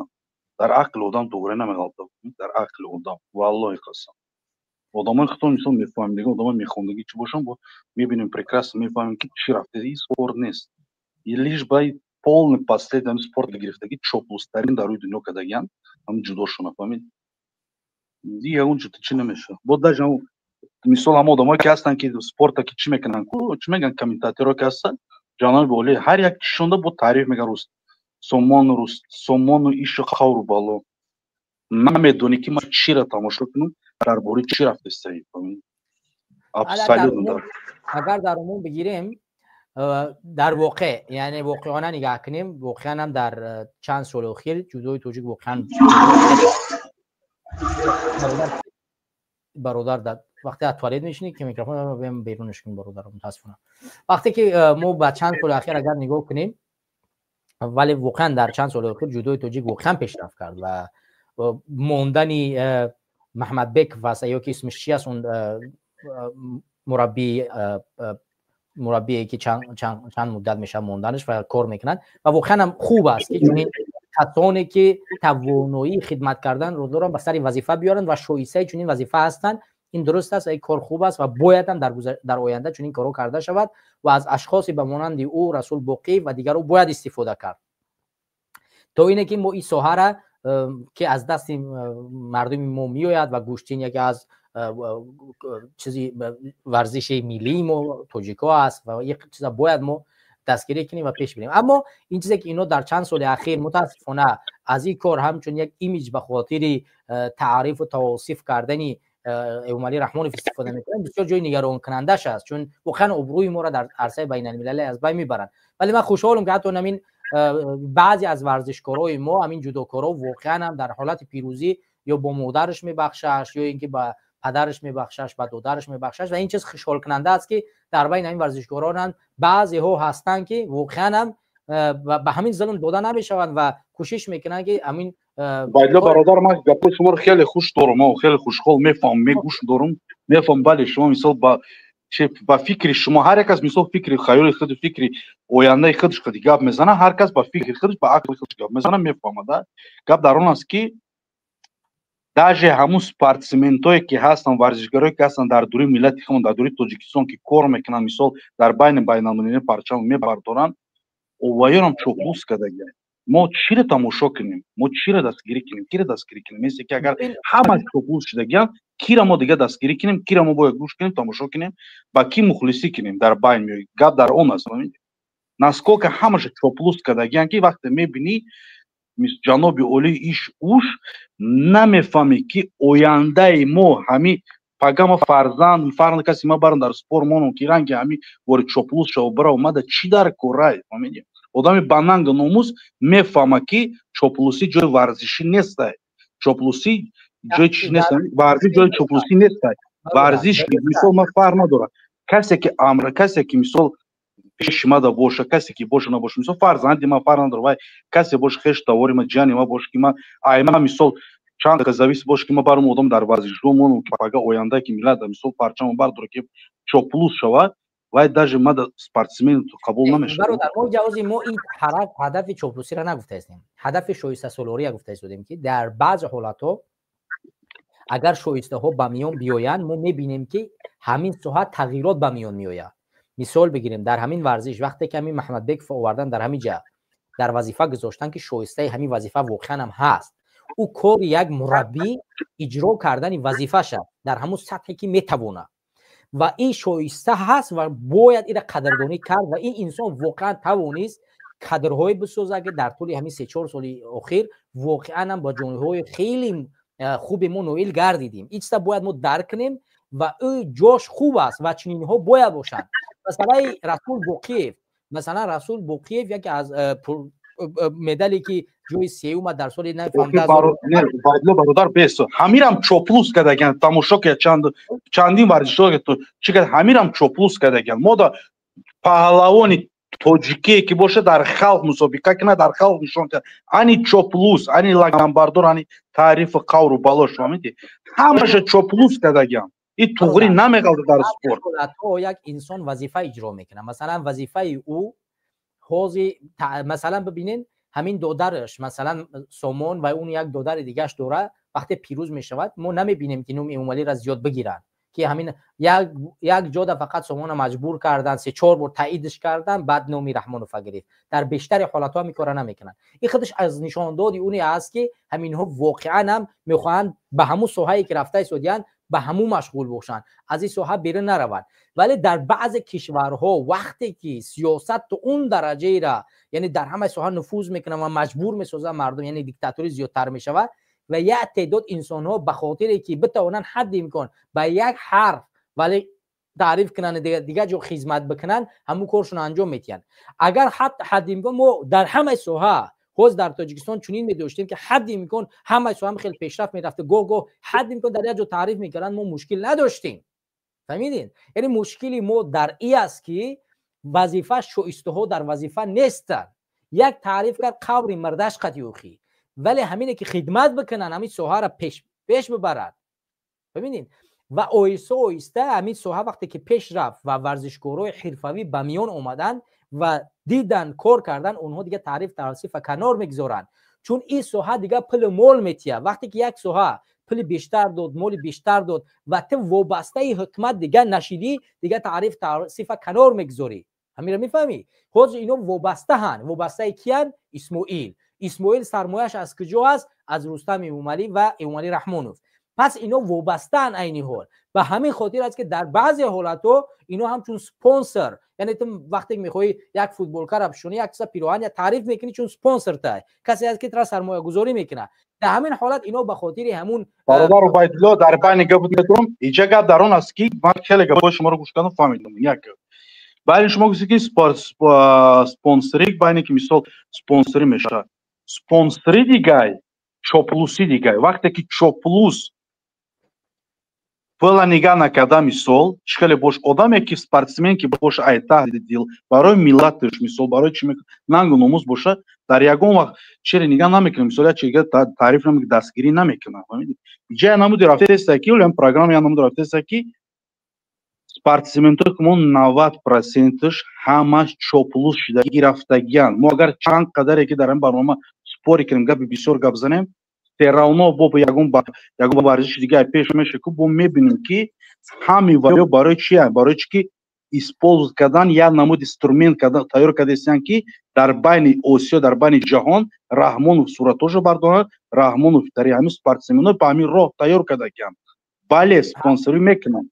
نه که مرا اسپانسری کنم مرا اگر بکشن کو من یگون وقت تعریف نمیکنم دیکتاتور. من میرم اسپورت روز من دقیقه چوپلوس نمیشم برادر. موضوع اسم نبریم ما موضوع دیگه ای هم داشتیم. برادر حرف درست است. در زمان انتخابات پرزیدنتی سال 2019 بود اگر اشتباه نکنم معین مشخص بود که تمام این ورزشکارا را مجبور ساختن از ایمالی رحمانوف. خب دیگه دقیق است. اون چیزم ما منظورم شایسته سالاری است که در بعضی حالت‌ها کسایی که در وظیفه شایسته‌اند اونها باید باشن و مانند محمد بیکوف شایسته این وظیفه هست و باید امثال اینها باشن و اینها نباشن هر ساحه پیش نمیره. من برن در ساحه ورزش مثلا نوزی برن مربی سرمربی مثلا من ورزشی جدا رو یاد ندارم. یک بار در اون جوانی در بعدا اومدیم در روسیه در ساحه جدا چند کار کردیم حالا ما نمیتونیم مربی باشه. پس کسی که در این ساحه خدمت کرده است تجربه داره و توانایی داره او را باید در ساحه گذاشت. به خاطر مشکل نداره برادر. در بعضی حالت‌هایی هست اما چوپلوسی خود گفتگی دقیقاً است و باید این از بین برده شه. به هر راهی این چوپلوسی ما از بین میبریم کسی دیگه از بین برده نمیتونه برادر.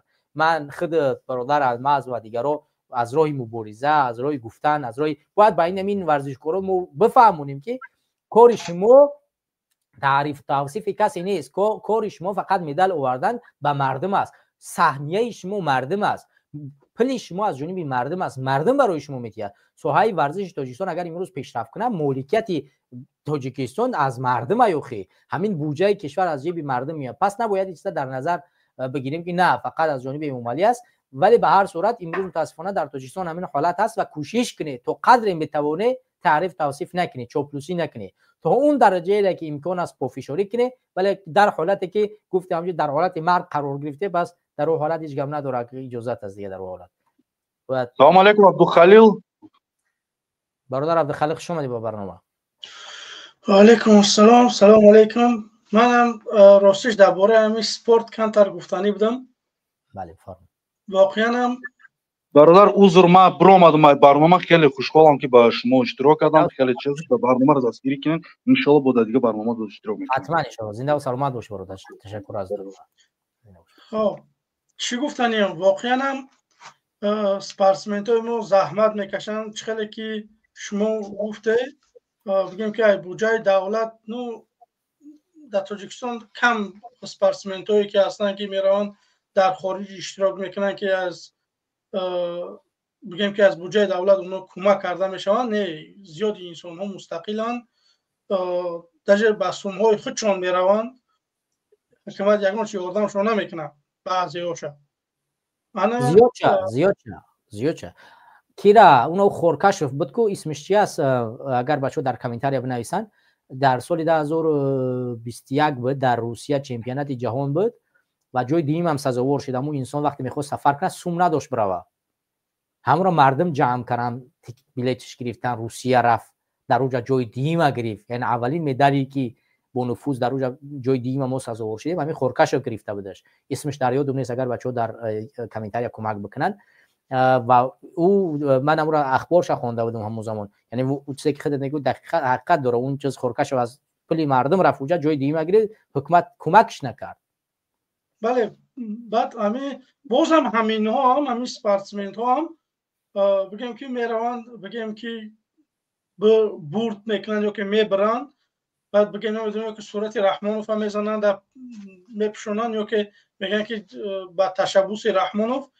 برادر عزیز تو رفته زحمت کشیده، بگیم که رفته یک کس هوچ کرده با تخته پشت زده، چخه تو من خودم چخه من زور باشم میگم که رحمانوف با تشبوس رحمانوف منظور شدم.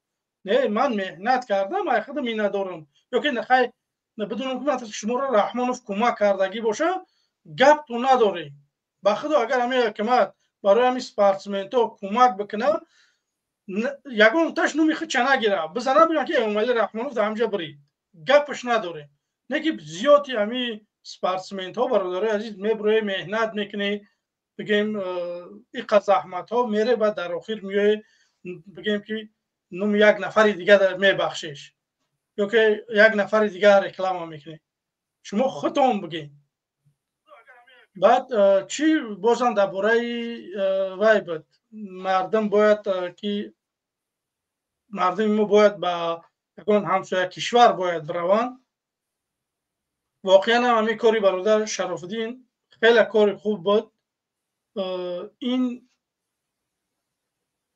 بگم انرژی بخشیدن برای دیگر مخالفایی که بگیم که اوجه جوشمون دیگه معین کردگیان، برای اوره انرژی میبخشه که نه انسان تونست رفت به همونجا. چون من نمیتونم چی با یک کسی دیگه نمیتونه، باید ما هم تلاش بکنیم. نمیدونم قرقیزستان، ازبکستان، افغانستان یک راه پیدا بکنیم. مردم ما در قریبی باید جمع بکنیم. مردم ما نمیتونیم در اروپا سرجم بکنیم.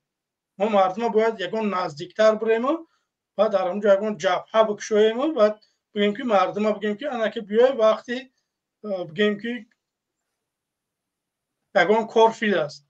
و همین خاطر باید ما مردم مخالفه که در اروپا هسته، خواهش ما همین است که برادرای عزیز شما به طرف نباشه. همون نفرایی که اوجه در اینجا اوجه بگیم نمیدونم شهروندی گرفته و نمیدونم زندگیاتون خوبان، باید شما مشکل کشا باشه، برای که شما اومده چند سال پیش مثال در اینجا خودتون گرفتین ولی ما نگرفتیم خودمون و مثل دیگرها.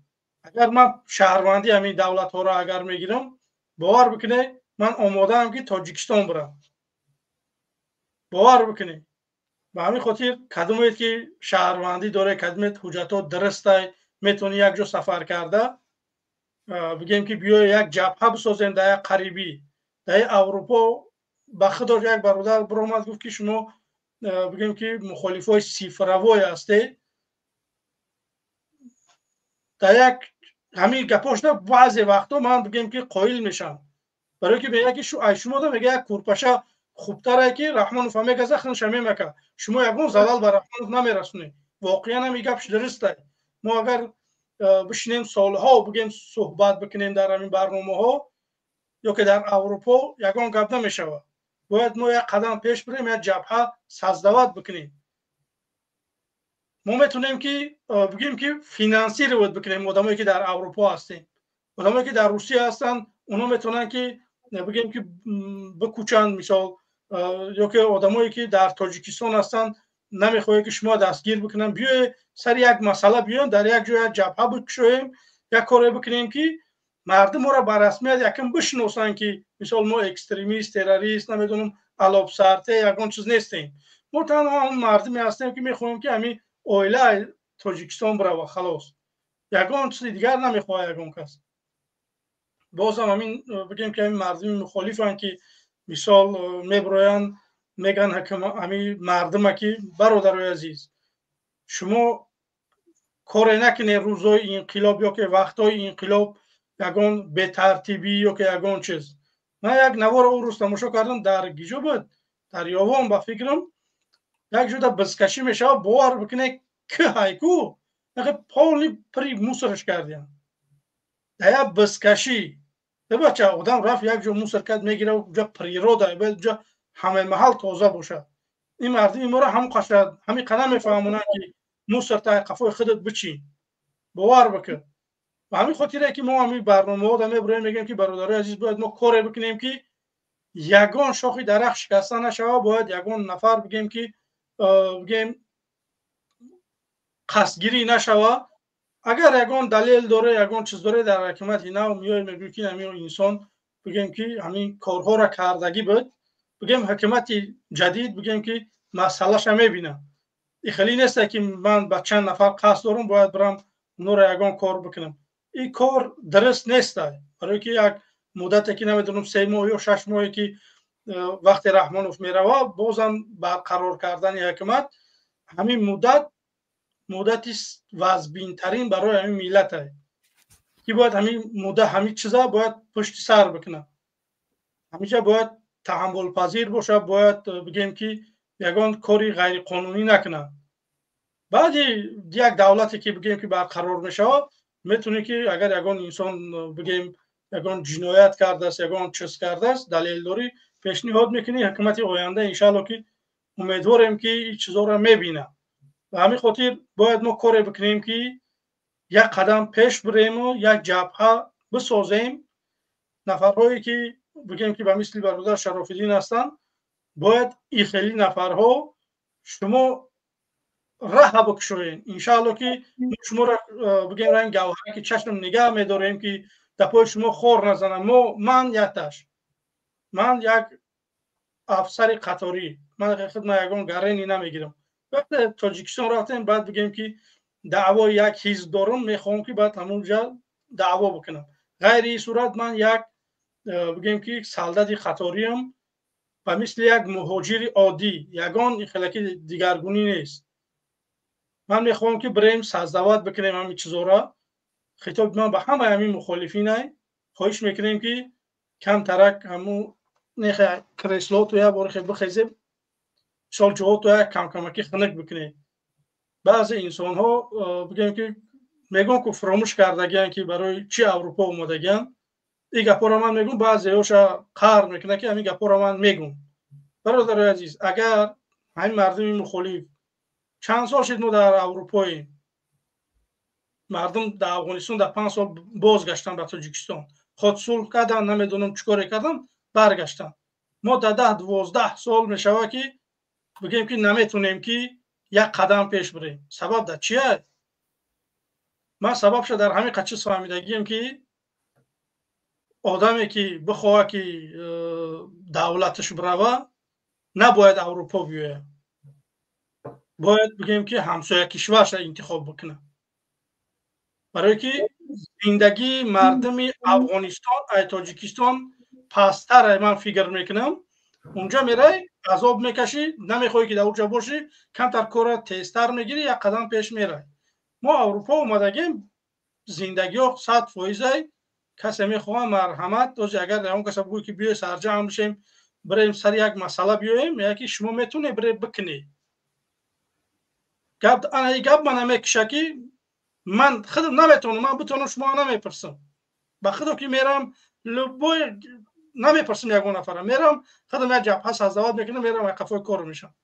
نه که باید من میشه با دعوتی همه همین مخالفین همینه که بیای سرجم بشیم، بیای یک جواب بشیم. من آماده هم در زیاد انسان ها را کوفتگیم که من آماده هم قطعی شما باشم، متاسفانه من پاسخ گرفتگی نیستم. بعد من میخواستم خودم مثال یک برنامه تشکیل میکنم یا که یک چی میگم بعد میگن که نمیدونم ولی با کسل روحیمو میبرارن رنگی همون کی باره. یک دو برادر دیگه به همین خاطر باید برادرای عزیز به خدا من نه خیب میقپم نه بگیم که یگان چی، من میخوام که حاضی وطنم برم. امروز دیر شدگیه به خدا همون لوی آب همون که پشته همون زمین های بی آبی همون تاجیکستان رو میفوره. بیای کاری بکنیم. اگر ما 1000 سال ها در اروپا بستیم که هیچی به ما فایده نبرد، برای ما زلاله. آدمایی که اینجا اویلوی هستن اینجا دا میدونن من درک میکنن که من چی میگم. فرزنداتون بره همیشه باور بکنید باید ما کاری بکنیم که یک روز پیشتر یک قدم پیش بریم. ما مسلمانیم، برای مینتالیتت مو دیگه، طرز لباس پوشیمو، طرز رفتارمو، طرز گفتارمو دیگه. این ما در بین یک نفرها قشرهای جامعه اومدگی زندگی داریم که بگیم که کوگه در این زاغا آوردگی سر دادگیان بگیم که بیا وکر رحته و بگی. به همین خاطر باید ما کاری بکنیم که یک روز پیشتر یک قدم پیش بریم. من آمادم قطعی لبای برادر یک جا بشم بریم رحمان فا یک طرفه بکنیم. من خودم به تنهایی نمیتونم. اگر بینم که منم موضوع چند قا میخواستم امروز منم برنامه میکردم برادر عزیز نه که من دیگه ایسپاس همون یک هفته در یک روز خدا نگهبان دیگه بگیم که من کمی بگیم کارها پیدا شده دیگه پس کار میشم. به همین خاطر برادرای عزیز باید شما یک کاری بکنی که هممون یک جا باشیم و یک کاری بکنیم. غیر این صورت من زیاد نفرها را دیدم که یکم در مبارزه بودن اومدن دیگه بگیم دستاشون را شوشتن برفتن. برای چی؟ همون انسان هایی که برفتن برای چی برفتن؟ راست باسواد بودن، ایمن میلیون بار باسواد بودن. راست اومدن دستاشون را شوشتن برفتن. برای که دیدن که نمیشه، برای که دیدن که مردم نمیتونه متحد کرده. بعد دیگه بگم مردم میبره میره قفای زندگیش میشه. بعد امروز یک خیلی انساناش میبره میگن که فلان انسان ها اومدن حجت گرفتن اینا میمو برفتن. وقتی که نمیتونیم ما مردم متحد کرده باید ما گیله نکنیم اون نفرهایی که بعد میبرن میره. باید ما کاری بکنیم که مردم بگیم که یک جا بشه. من نمیگم که مثال همه همینا بیان در یک جا باشن. نه برادرای عزیز، هر کس حزب هدفهای خودش یگان مشکلی نیست. با 1000 حزب دیگه تشکیل بشه نه که هدف یک باشه که بریم رحمان فا چپا بکنیم یا حکومتی مردمی بسازیم. اگر همه ما همین چیزا بخوایم که ما یک حکومتی مردمی میخوایم واقعا هم ما میریم پیروز میشیم. بگذار مردم انتخاب بکنه. ممکن ما را مردم واپشه ما را انتخاب نمیکنه، بگیم که یک نفر دیگر را با هم داخل انتخاب میکنه. اگر ما مردمی میخواهیم نه که بعض انسان ها رو میبینم با فکرم که یان باشن به همین خاطر خواهش میکنیم که برادرای عزیز به طرف نباشه، ما را دستگیری بکنه، بیای یگان کار کرده بتونیم در دسته جمعی. غیر صورت ما به تنهایی یگان کار کرده نمیتونیم. اینجا سالها میشینیم صحبت میکنیم، دعوت میکنیم. من متاسفانه اینقدر دعوت کردم یک چندین نفرها میبرن صحبت میکنن، من گپ ندارم. نکی چیزی که من میخواهم مثلا کمه برای او چیزا. به همین خاطر من یکم خواستم که در یک هفته 3 بار برنامه بگذرونم برادر عزیز. من یگان بگیم کاری دنیایی ندارم، میتونم که 10 ساعت بشینم در افیر. نکی وقتی که میبینیم که مثلا سستن مردم، برای چی مثلا ما در یک هفته 3 روز برنامه کنم؟ یک بار برنامه میکنم برادر عزیز، قبول داره بیا یگان کار بکنیم. در این صورت خدا نگهبان میریم قفای بگیم کار میشیم. باقی خدا نگهبان برادر عزیز. سلامت زنده باش. همین که خودت آماده یک سردت قلبی باشی خودش بسیار یک چیز مهم است، به خاطر اینکه امروز واقعا در مبین مخالفان بیشتر حزب ها فقط راهبر شوندن و راهبر شونده هستند و نمیخواهند که حزب های گوناگون با فکرهای گوناگون با عقیده های گوناگون موجود باشد و به خاطر یک هدف مبارزه برای تاجیکستان آزاد. و هر کسی میخواهد از همون ایدئولوژی خود، از همون عقیده خود تاجیکستان آزاد کند. همین سبب شده است که امروز پراکندگی و نرفتن و از زیر یک پرچم قرار نگرفتن همین است. و همین اساس باید ما هر یک قدمی آماده باشیم. من بارها اعلام کردم که اگر هر روز یک حزب، یک جریان در هر کشور همسایه ما و در تاجیکستان تشکیل یگان جبهه بکند و تشکیل روندی رسیدن رفتن به تاجیکستان آماده بسازد، من اگر از جانب سازمان جوانان اگر برنامه بچه‌هایی که در اینجا هستن تصمیم بگیرن، نه من همچون یک شهروند قطاری خودم میرم و اعضای همون سازمان یعنی در همون جبهه اشتراک میکنم و برمیگردم برای رفتن به تاجیکستان. این همچون شخص من چرا قبول دارم و برمیگردم تاجیکستان، به خاطر که وطن مناسب باید ما آزادش کنیم. اگر همین کسانی دعوتگر امروز نریم، مطمئنم که هیچ اتفاق در همون جبهه هم نمیافتد و هیچ کسی هم نمیرود. چون در سال 2014 در سال 2014 وقتی که انقلاب را روزش معین کردن در تاجیکستان یک تظاهرات، در همون تظاهرات روز 10 اکتبر وقتی دعوتگران اصلی در اونجا اجازه رفتن نداشتن، ما را اجازه ندادن بریم، وگرنه بیشتری بچه‌ها در همون زمان گفتن که برای ما عمر علی قوت فکر اجازه بدیم بر بگردیم. خب گفت با سبب‌های اجازه نداد. ما دیدیم که اتفاق صورت نگرفت در دوشنبه. به همین خاطر وقتی که ماها سفر نکنیم این اتفاقا صورت نمیگیرد، چون باید ما کسانی که پیش‌صف هستیم در اون جرم پیش‌صف باشیم و باشیم که مردم بروند، ولی منتظر اون چیزی نباشیم که نه من راهبر یک حزبم، سازمانم، حرکتم، جریانم و من باید نروم جایی. خب پس کی میره تاجیکستان من آزاد میکنه؟ پس اگر من نرم، خودت نری، تاثیرگذار نباشیم در جبهه ها، نتوانیم تصمیم بگیریم، پس این جبهه به خاطر هر منافعی هر کشور دیگری کار خواهد کرد. پس فکرهای گوناگون، عقیده‌های گوناگون باید به جبهه بروند که اونجا فقط هدف اصلی تاجیکستان آزاد باشد. حرف درست است. سلامت باشید. تشکر که در برنامه اشتراک کردی و آماده رفتن هستی. خودش بسیار یک جسارت بزرگ است که حرف را زدن که آماده رفتن هستی. من نمی‌دونم که من فینانسیر نکنم. من فینانسیر درست در فلان جو ترا انتظارم تمام. من خواستم رفتم به خدا. من خیلی یگان سومون بتیان نه، من با 10 نفر دیگر را آمادم. قطعی همه اروپا اگر بچه‌های اروپا باشن 10 نفر دیگه میتونم که به همون بگم که به همون جبهه را با قطعی ببرم. من ایچسا جواب میگم زنده و سلامت که بریم یک کار بکنیم. نه که متاسفانه امروز نگاه میکنم یک نفر اگر یگان مثال ده یگان کمک نیاز دارن که مردم 50 درهم یاردن نمیکنن. برادر عزیز در برنامه ها اشتراک بکنه، گپ های ما را بفهمه، بگیم که لایک بگذاره، نو را به یار دوستاتون بفرسته. ممکن یک شما سبب میشه لایک میگذاره که یک نفر پیدا میشه که همون جبهه را او ساز دعوت میکنه. ولی امروز با من یک نفر در تماس برند، راستش من نشناختمش. خب خدا نگهبان برادر عزیز. انشالله که در با برنامه ها اشتراک میکنیم. من زنده و سلامت. زنده و سلامت. از اشتراک در برنامه. سلامت صحت باشید. زنده باشید. خدا نگهبان.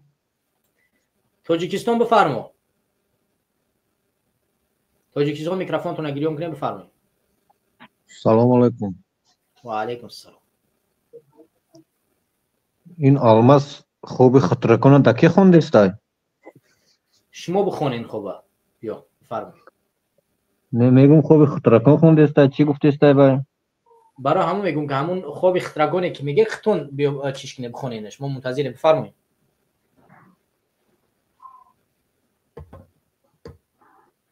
بیا کو شروع کنین، شما خیلی میخونین کو بیا.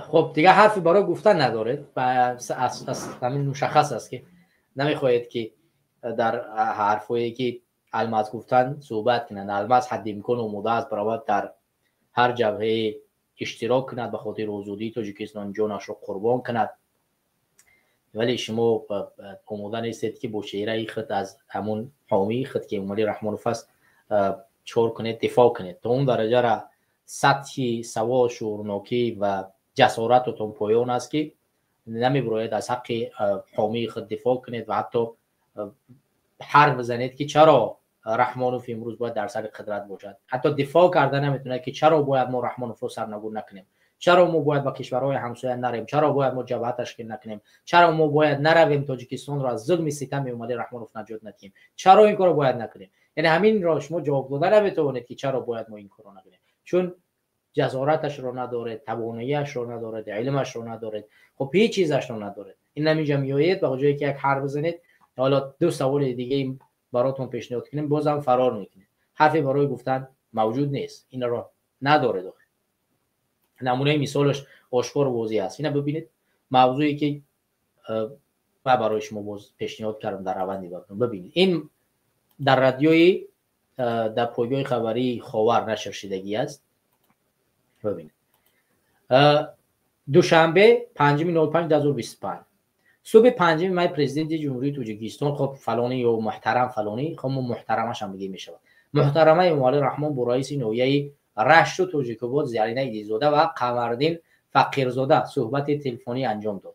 ضمن صحبت گزارش رئیسان هر دو نویه پیش از همه دایر بر رفتن برطرف سازی عاقبت آفت طبیعی، برقرارسازی خانه و اشتراک ضرر دیده با ساختمان منزلی زیست برای عائله‌هایی که خانه‌هایشان کاملا ویران شده است شنیده شد. ذکر کردید که کارهای طبق سپارش فلانی در همه سمت‌ها از جمله برطرف سازی عاقبت‌های انشاءاتی دیگری ضرر دیده هم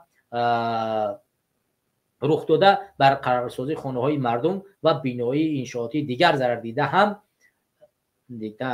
ساختمان خانه و مؤسسه ها این نوع متشکلانه ادامه دارد. رئیسان هر دو ناحیه بر عرضه سپاس با سرور دولت اطلاع دادند که در پی رسیدن این کمک‌های سری وقتی از قبیل خوراک، داروواری و دیگر لوازمات طبی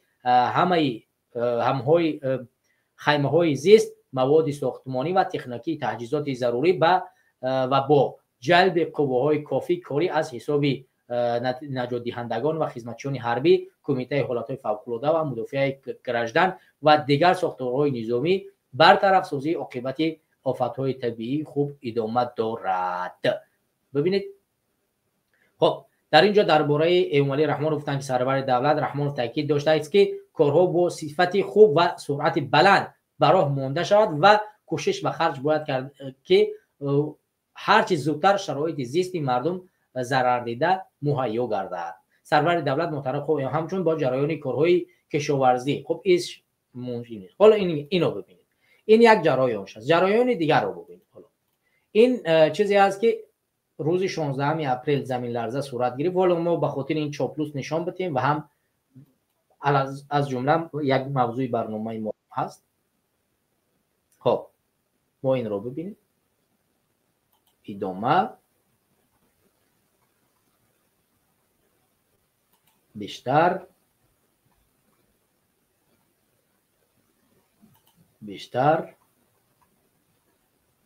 خب در اینجا نیست، من اینجا اسمش رو بنویسم. خب در حالی که ما میتونیم از زبان خودمون هم بگیم، مهم نیست که دیگه از رادیوی آزادی پیدا کنیم. در حالی که قمردین یک ساکن نویه رشت از جماعت هجبورک هست یا از دهات هجبورک هست اگر اشتباه نکنم، او به رادیو آزادی گفت که در همین بعد از اونی که امام علی رحمانوف ارائه کرد، اشاره کرد که باید در کوتاه‌ترین فرصت به کسانی که ضرر دیدن در ناحیه رشت کمک رسانیده شود و از جمله کسانی که خانه‌هاشون واقعا کاملا از بین برده شدن اون خانه‌شون باید تعمیر کرده شود، به اونها باید کمک رسانیده شود. ولی از جانب حکومت به قمردین همین ساکن ناحیه رشت یگانچ رسیدگی نیست، نه کمک خانواده برای که خانه‌اش کاملا از بین رفتگی از لوازمات خانگی، نه کمک اقتصادی یگان پول براش رسیدگی نیست، نه کمک غذایی، نه طبی، یگان چیزی برای این خانواده نرسوندند. ولی وقتی که اینو حرف میزنن چگونه حرف میزنن در صورتی که یگان کمک به خانواده قمردین نمیرسد. به همین خاطر ما باید این رو در نظر بگیریم که حالا خب بیا این من از رادیوی آزادی نمیگیرم، بیا از دیگر رسانه‌ها میگیریم، همین مسئله را از دیگر رسانه‌ها میبینیم. خب یگان رسانه دیگر میبینیم، ما مینویسیم که چه اتفاقی افتاده است، بیا از دیگر رسانه ما میبینیم، از رسانه چی نمیبینیم. اون چیزی که شما گفتید ما اون چیز رو نمیبینیم، از یگان رسانه دیگر میبینیم که همین مطلب هم مینویسیم، میبینیم که چیزی که شما گفتید چی است. از رادیو آزادی نمیبینیم، اول همین حقیقت داره یا که نداره. خب اینا من نوشتم این مطلبه که به قمردین کمک رسیده است یا نرسیده است. اینا یک رسانه دیگر پیدا کرده، بیا اینا به سمت شما برسون. با همزمان رسانه مردمی رشت به دست از اینجا پیدا شد. من از گوگل اینا را پیدا کردم، رسانه اینا اینجا میبینه، از صفحه اسم صفحه چی است؟ رشت نیوز است. بله خب از این صفحه را پیدا کردیم. خب در اینجا نوشته که صحبت تلفنی در مورد، خب صحبت تلفنی هم ما خوندیم. خب در اینجا چی گفته که است؟ خب درباره اینجا اسم قمردین نوشته که است. خب بیا این مطلب ما برای شما بخونم. خب در اینجا اسم قمردین نوشته بود است. خب در اینجا نوشته که خب در اینجا معلومه اما طبق اطلاعات رسیده از خود ساکنان نه همه منطقه این کمک ها رو گرفتن، از جمله قمردین قدیلوف ساکن 64 ساله دهه هزار چشمه ناحیه رشت، ببخشید من دیگر ناحیه نام گرفتم بروجا، که خانواده‌اش در زمین لرزه از 13 اپریل سخت آسیب دیده، میگوید که تا حال یگان کمک به او نرسیده است. ما خودمون با دستگاه خودمون خانه ها را کنده ایستادیم، نه خیمه هست نه آب آشامیدنی هست، کمکایی که گویا میرسد به ما نرسید، میگوید او. ببینید تا حال یعنی این کمک نرسید. وقتی که ما صحبت میکنیم از روندی پیشرفتی ناحیه و پیشرفتی جامعه و اونی که میگیم که تاجیکستان در کمک میکنه، شما دیدی که متاسفانه یگان کمک به مردم نمیرسد و این چاپلوسا باز میبرویند در اینجا از کی تعریف توصیف میکنن؟ از امام علی رحمانوف، از کسی که هیچ خدمتی برای ملت نمیکنه، حتی زیر دستاش نظریات و پیشنهاد او را و دستور او را در هیچ حساب نمیکنه. در ناحیه رشت برای ضرر دیدگان دستور داده شده از جانب امام علی رحمانوف که خانه‌های اونهایی که زد خراب یعنی کاملا خراب شدن در کوتاه‌ترین فرصت با اونها کمک اولیه رسانیده شود، از جمله لوازمات خانگی، مواد غذایی و طبی برای اینها داده شود. ولی دیدیم که هیچ کمکی برای اینها داده نشد. ریگری بفرمایید. و رحمت الله و برکاته. و علیکم السلام و رحمت الله. بفرمایید سیرو. امیدوارم خوب هستی برادر. زنده و سلامت باشید. الحمدلله تنصیحتیم برادر. خیلی شادم برادر جون، برنامه گپای خوب میزنی برادر جون. برنامه یکی المزدم در اومدین، همین خیلی شما مخالفا مثال که به چهره میبروین، برنامه یک دیگر تونده بروین، اگر خیلی خوب میشه برادر جون. از شما من خیلی خواستندم برادر. من ریگری من میدونه اکی المز کتی هم گپ زدگیم، اکی محمد اقبال کتی هم گپ زدگیم. برنامه شما ده ممکن اشتراک کرده باشم یکون بار، نمیدونم در خاطرم نیست راستی گپ اوقا یکون سال پیش اگر کرگی نباشم اشتراک نمیدونم. ما باید سرجم شیم برادر عبیدالله اکا جان، ما مخالفین باید سرجم شیم، کاری کنیم که حرکت باید کردن من در کاری که این حکومت قاتل امام علی، قاتل 9 میلیون مردم تاجیکستان، این مادر به خطا رفته هر چیز زودتر از این حکومت گیره میشه که قاتل برهمه نیسته ملت به نیستی برده برادر جان.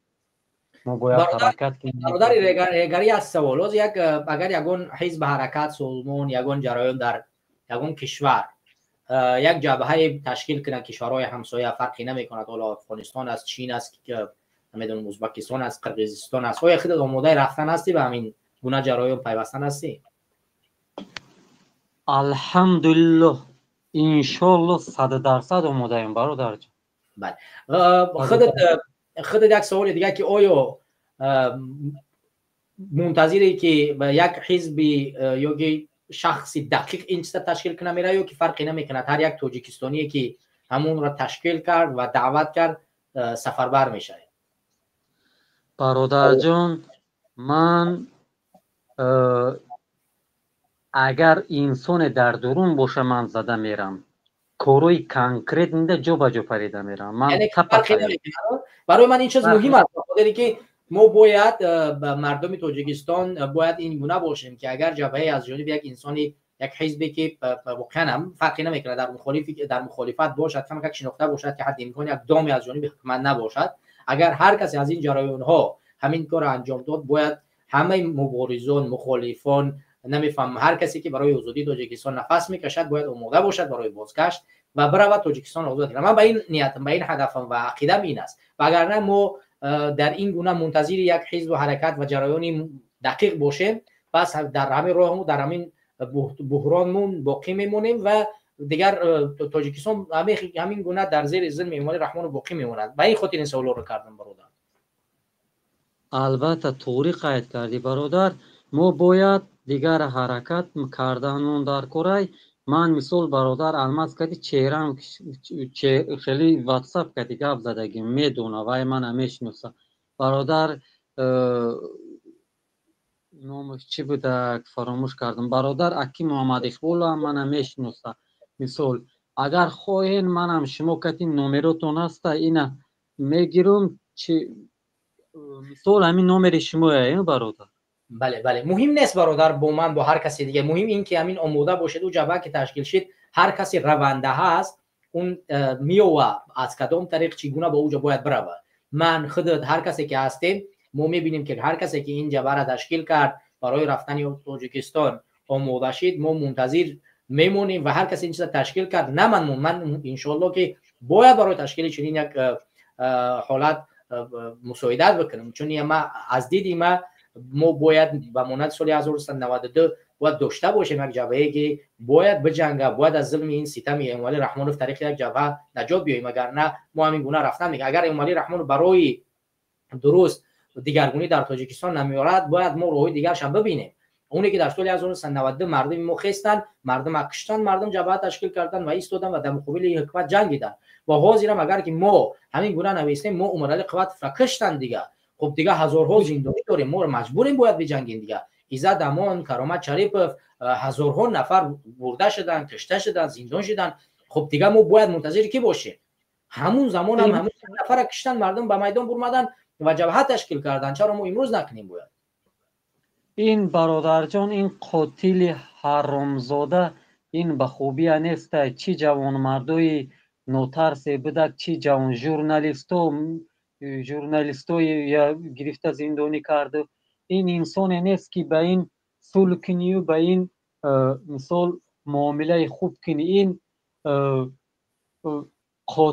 این قاتل نیم میلیون مردم تاجیکستان اینا میگیری یک طرفش میکنی من قسم به عظمت خدا که من برادر تیارم همین کاری وجه نیده میزنم میرم من اگر ایجا درومم درون من دیگر حرکت میکنم آدم چند قیه که میتونم مثال حرکت میکنم برای آدم جمع کردن اگر که هیچ کی هم به من پیوست نشوم اگر مبادا من درون اگر تو رفتن من نشوه من یا شهید میشم یا یکم کاری میکنم من دیگر من اینترسی نیست من در این حیات که مردم من در بدر مصر کشیده رفتگیان من برای مردمم برای هموطنم باید خدمت کنم برادر من نمیخوام هموطنای من در بدر مادرای و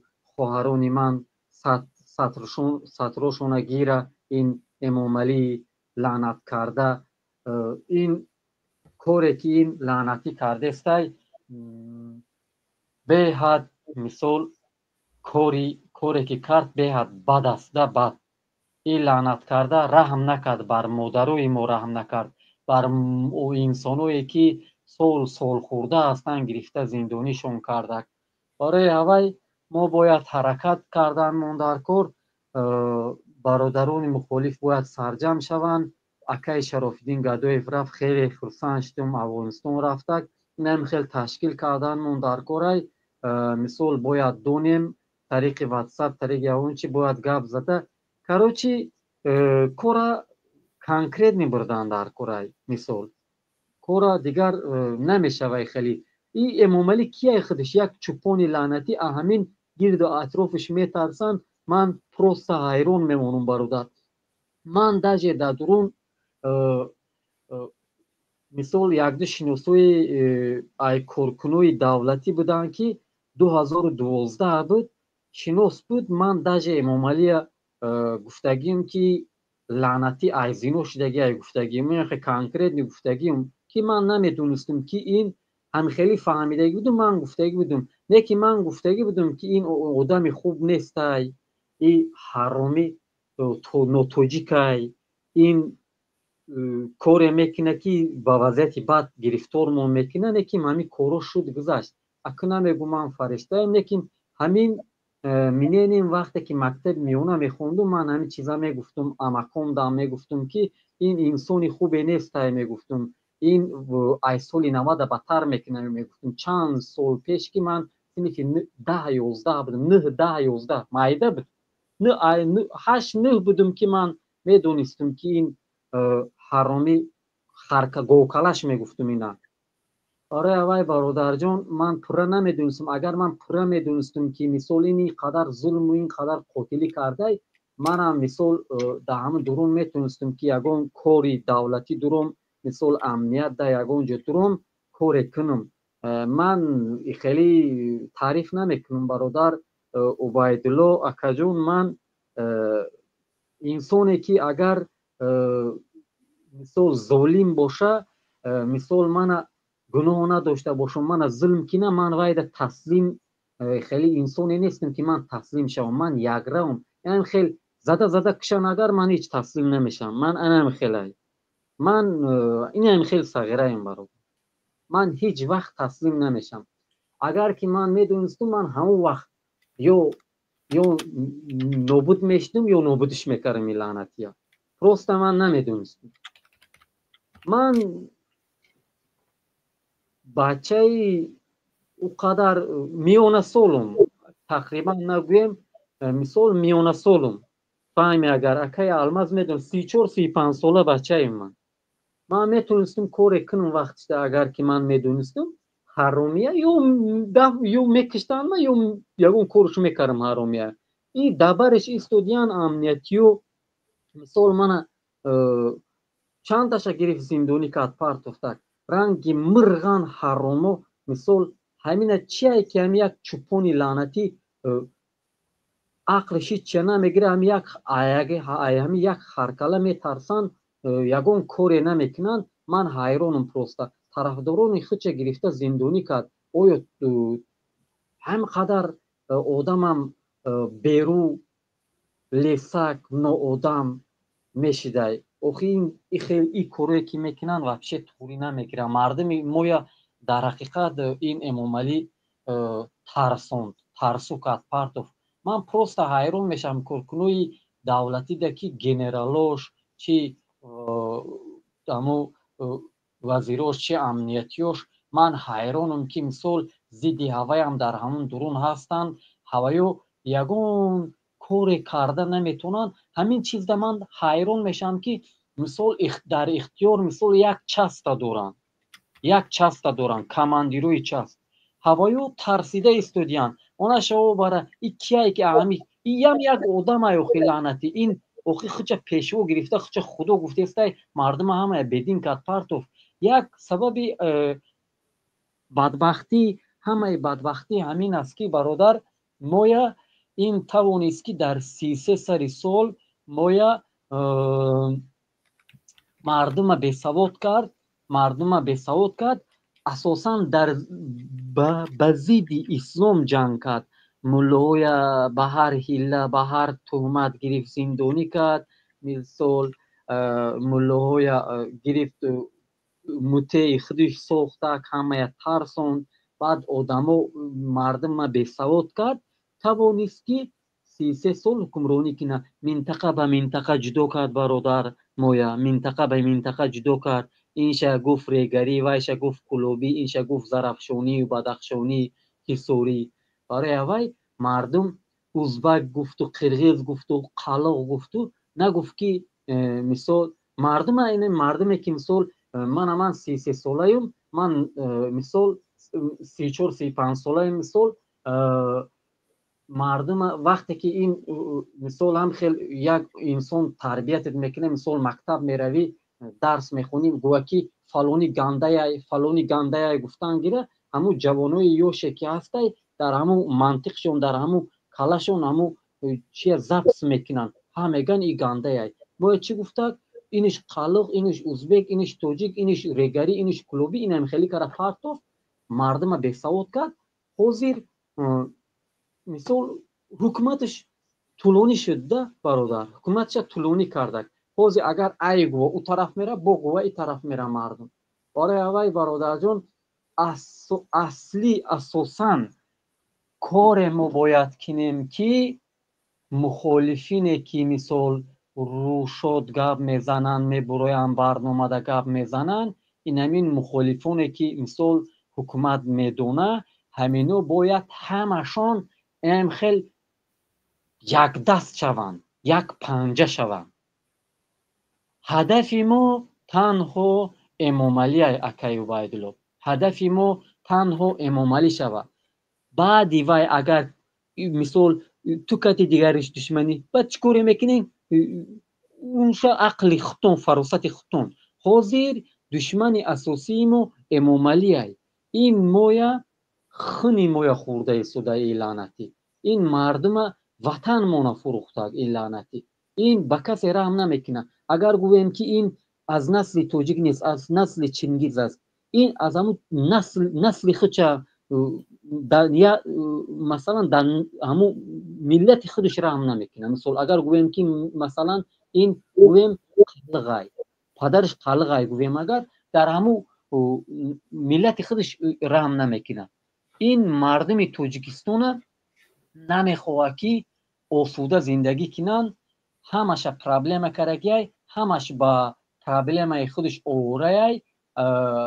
با یک بریده نون زور کردگی ایشونه با کار کرد که مردم همه سرگردان به اشکم خودش آوره این حکمرانی کرده سای همه در بدر شد بعد یک طرف کدومی که آواز بروورد همه یک و یک استا گرفته زندونی کرد کش همه کار کرده مردم دیگر وقتی که استا ظلم کرده مردم نفهمید تو فهمید که اوجه پوز نشید همه جوان مردم گرفت و زندونی کرد پرتوف دیگر موندگیش همه مرغی کرده تلخ کف شدگی پرابلم اساسی گرد اطراف همون امام علی ده کسانی هستن کارکنای دولتی باید هوای وحشی نترسن هوای باید سرجم شون یا دیگر شوندونن اگر انا همون کارکنای دولتی اگر خیزه یا یگون رئیس یگون کماندیری چاس همونو دورن که با شنوس زیدی امام علی دورن که هوای با یا دیگریش هم میدونن هوایو اگر که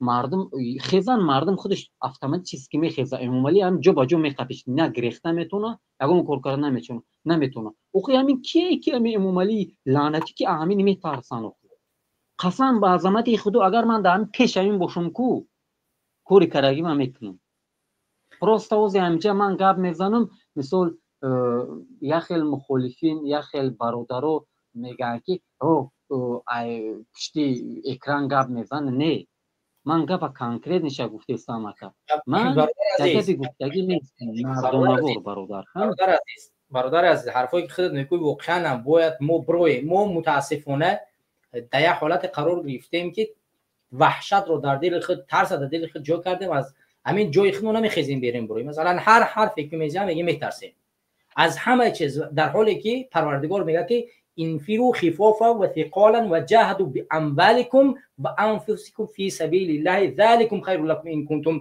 تعلمون.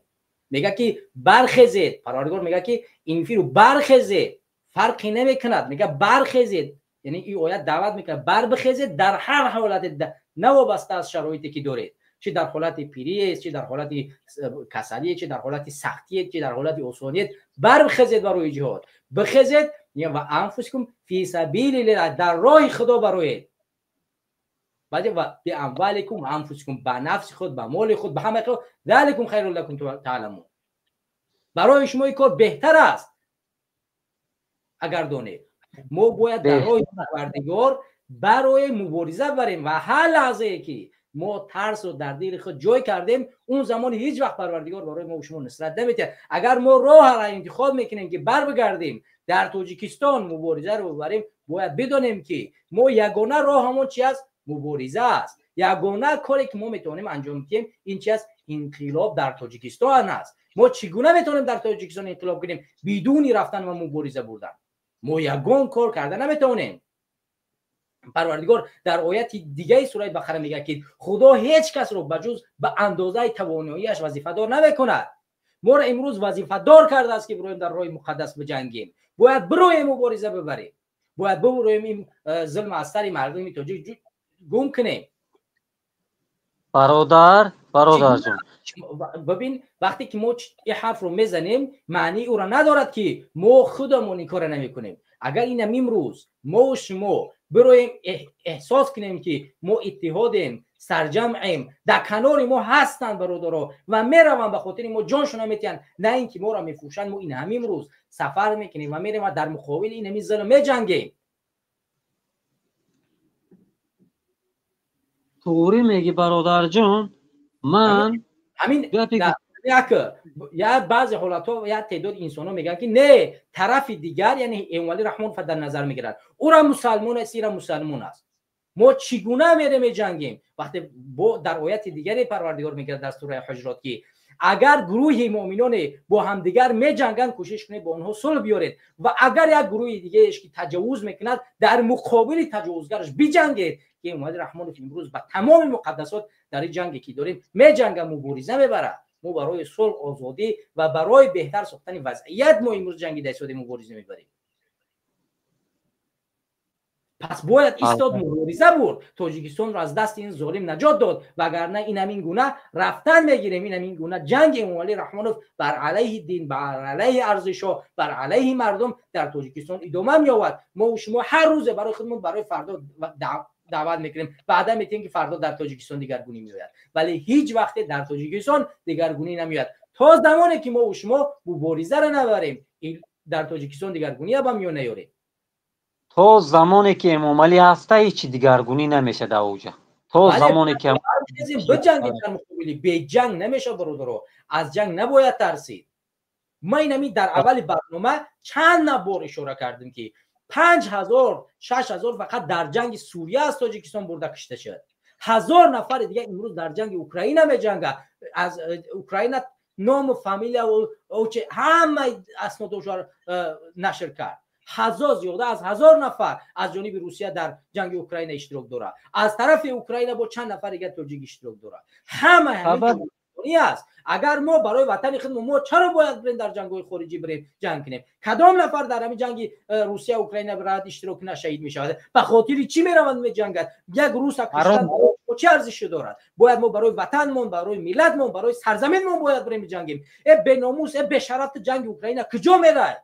در جنگ اوکراین ترا چی انتظار است؟ تاجیکستان وطنت، سرزمینت امروز را انتظار است. باید برای سرزمینت برای بجنگی، باید برای سرزمینت را آزاد کنی. امروز در تاجیکستان به ناموس خواهرت، به ناموس مادرت، به ناموس وطنت، به ناموس تمام ارزشات میرسن. خاموش امروز رفتی در اوکراین خودت رو قربانی میکنی.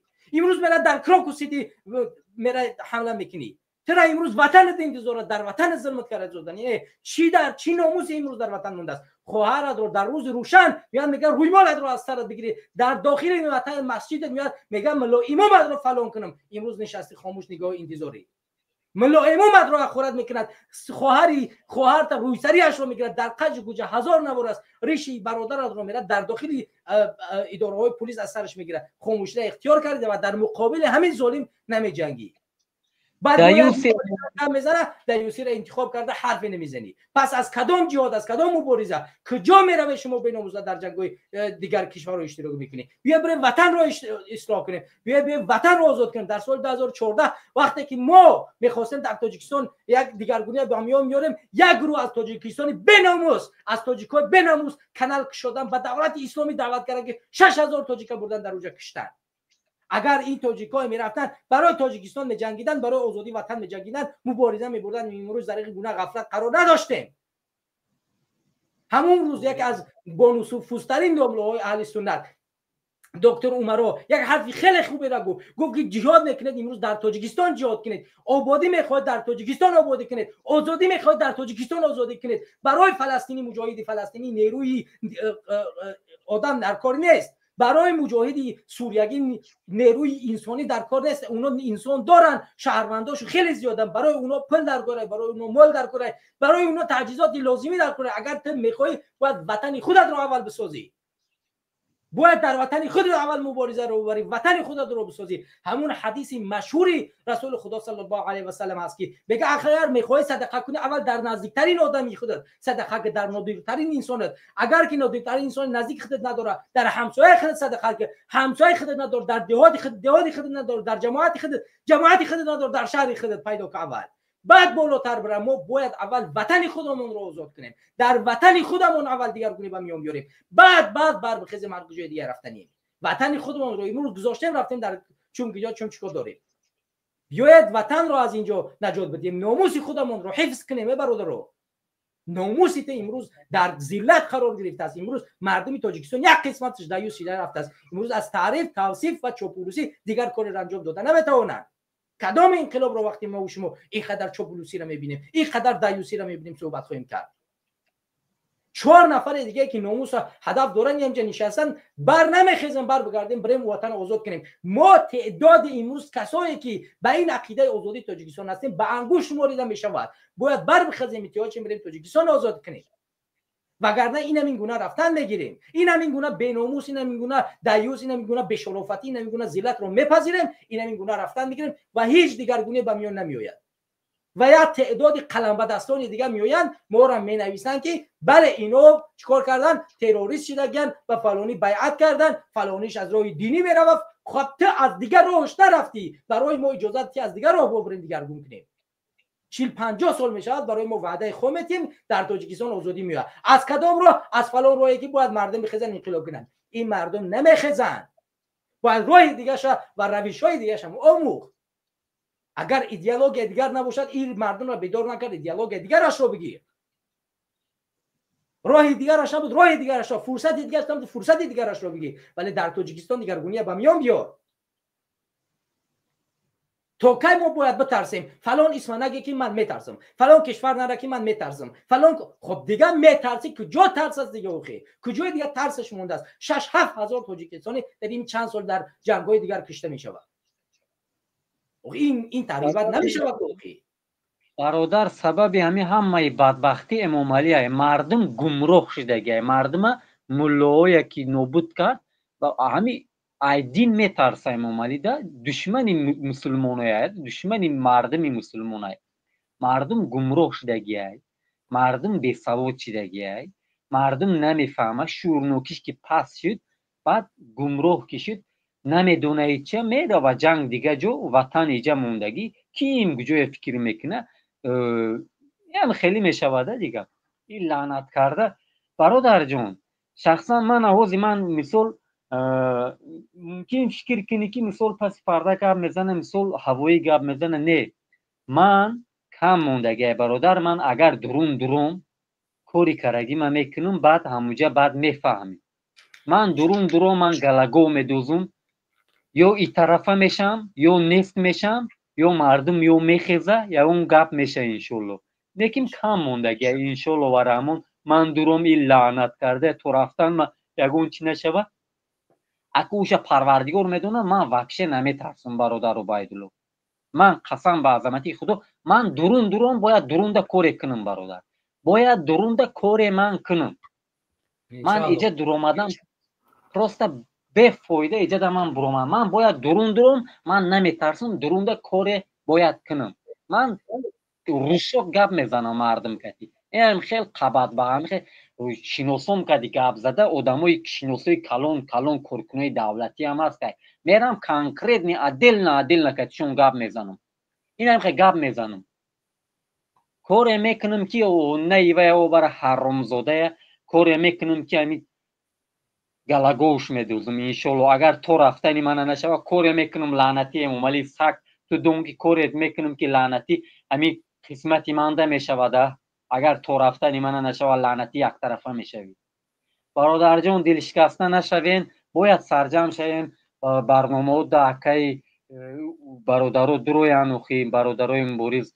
گپ زن انوخی لایکوتون مونین دیگه تلخکف نشوین دیگه ترسیدن بس ایوخی اونا شو برای درآمده کار کردن در کار دیگه خیلی بس ای باز من کانکریت ندونم که درون ده مثلا ای پشتی من اگر یگون تاد باوری کنی درون ده آدم من پتکلچت کنی درون ده دونم که 100 دانه آدم هستی والله قسم این بین دو موده کارم توری میکنم بین یک دو موده میپرم میرم پیش میکشم والله قسم اگر نکشم پروردگار من حرام کشه به ایمان برم از همین دنیا قسم به عظمت خدا میزنم میرم من پتکلچت کینن اگر من همین نرفتم اینم خیلی نومی منم میدونن اکای محمد اقبال هم میدونه المازم پاسپورتم این خیلی نشون دادگیم اینم خیلی گیرین نشون کین پاسید پیدر از گوین یوتیوب دا اگر کی من اگر کی نه برو اومدم من خیلی نامردی کردم من فوش کنین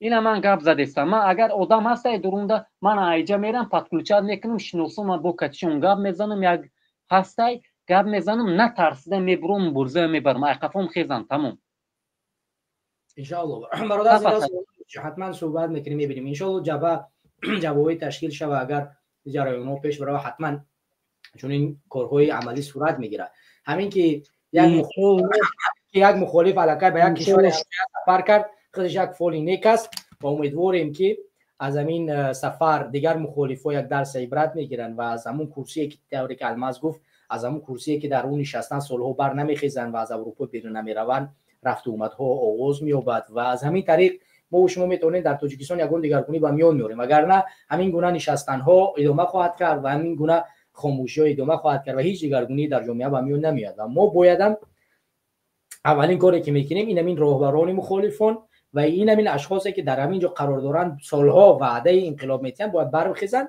و تاجیکستان یا به کشورهای همسایه از هر راهی برون گفته شنید کنن و یک فرصت را احیا کنن که مردم تاجیکستان و مخصوصا شما جوانها توانایی رفتن به این جبهه ها را داشته باشید و از این طریق به تاجیکستان وارد شیم وگرنه این گونه ای که ما هر کس ما به خاطر اختیاراً به خودمون به هر راهی که بریم بدون برنامه این گونه شکست ما را انتظار است به همین خاطر باید ما در سرجمعی باید مجبور بسازیم این مخالفان تاجیک رو برای او را که این از کرسی خود بر بخیزن و بخیزن همون جبهه ها را تشکیل بکنن علاقه خودی شرافدین این کار کرد این یک فولینک است و من مطمئنم که این مجبور میسازه که دیگر رو برای این کار بکنن و از جمله خودی من مجبور هستم که در برابری که برادر ما این کار کرد و من باید دیگه فرصتاش باموزم دیگه فرصتاش ببینم از این فرصت استفاده ببریم و بر بگردیم به یک کشور همسایه و در اون کشور همسایه این فرصت ها رو احیا کنیم که شماها جوانایی که توانایی جنگیدن دارید و میتوانید بر بگردید وطن رو آزاد آباد کنید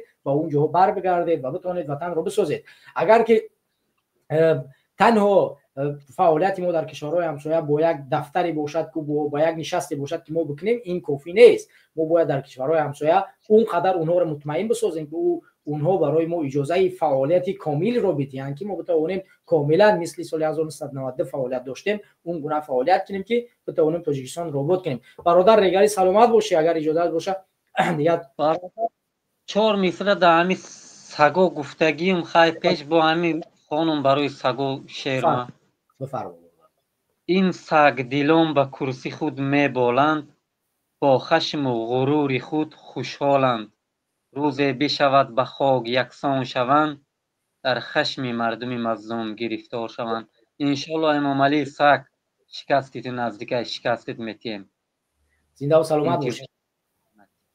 زنده و سلامت. الله نگهدارت باشه برادر عزیز. تشکر از برادر ما که پیوستن به برنامه و صحبت کردن و از دیگه برادر واقعا هم خیلی خوشحال شدم که امروز در برنامه توانستیم طولی حدودی 3 ساعت با هم صحبت کنیم و درک کنیم و برنامه و نقشه بکشیم و کوشش کنیم که در صورت در جریان آگاهی مردم یک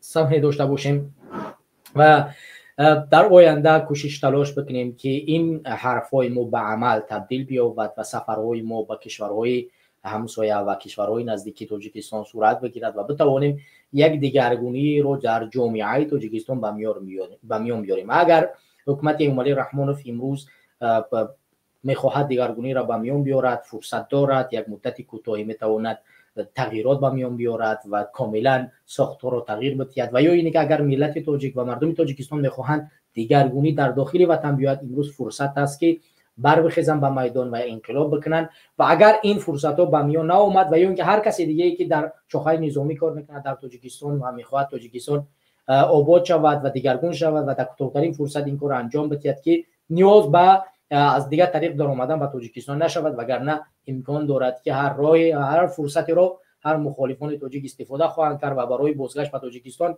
تیاری خواهند دید، چون زیادتر از 10 سال میگذرد و این بسیار سخت است که مخالفای تاجیک 10 سال در خارج باشند و نتوانند وطن خود را آباد آزاد کنند و به تاجیکستان بر بگردند. این یک لطمه و یک ضربه سخت برای مخالف تاجیک است و به این خاطر دیگر باید راههای بازگشت به تاجیکستان دیده شود و ما با کوشش تلاش کنیم از هر راهی به تاجیکستان بر بگردیم. به همین خاطر امروز فرصت است، اولین فرصت برای حکومت اصلاح کن، تغییرات به میان بیار، برای مردم خدمت بکن. اگر کردی این کارهایی که دوم و سوم میشود مردم نمیکنن و در صورت اون مردم بربخیزید و دگرگونی را در تاجیکستان انقلاب را شروع کنید و اگر که انقلاب نشد شاخه نظامی که هست کار میکنه امروز در تاجیکستان تلاش کنید دگرگونی به میان بیارید، حکومت از بین ببرید تا اینه که دست به دور آمدن از طریق کشور دیگری نشود و در غیر صورت امکانی وارد شدن به تاجیکستان موجود میشود و ما و شما ان شاء الله که کوشش تلاش میکنیم تاجیکستان رو دگرگون کنیم. در آخر برنامه دعا میکنیم که پروردگار همه ما و شما را از ظلم و ستم دیکتاتور امالی رحمانوف رها کند و پروردگار برای ما و شما توانایی رو بدهد که ما وظیفه‌های اصلی که این آزاد کردن تاجیکستان است به عهده بگیریم و جسارت نام بدهد که برای عملی گردانیدن این وظیفه راهی اون را پیش بگیریم و سفر بکنیم و کوشش کنیم که در راه مقدس برای این وطن این ملت بجنگیم و خدمت کنیم و کوشش کنیم که تاجیکستان را از دست این ظالمین نجات بدهیم. پروردگار با تمام کسانی که در این راه ظلم دیدن، ستم دیدن، زندان شدن، کشته شدن، پروردگار کسانی که کشته شدن جاشون جنت بگردان، کسانی که در زندان هستن پروردگار صبر جمیل بفرما و در کوتاه‌ترین فرصت به اونها آزادی را مشرح بگردان. دعا میکنیم که پروردگار هر کسی که در ظلمی مردم تاجیکستان و ملت تاجیک دست دارد پروردگار دست اونها را کوتاه بگردان، دست اونها را قاق کن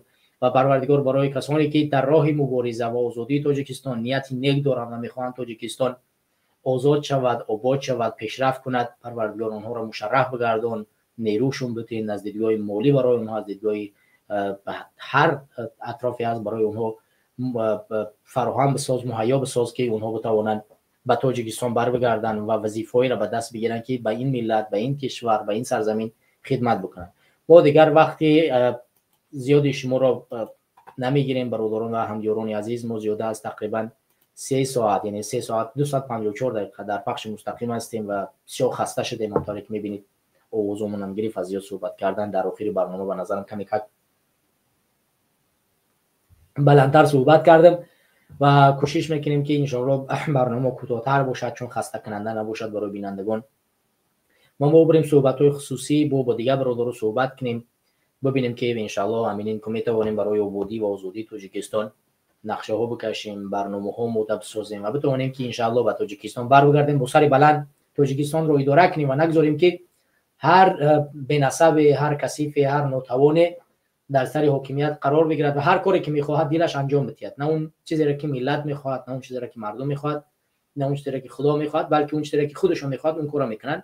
ما کوشش میکنیم که ما بر بگردیم و اون کار را انجام بدیم که اون چیزی را که مردم میخواهد، ملت میخواهد و خدا میخواهد.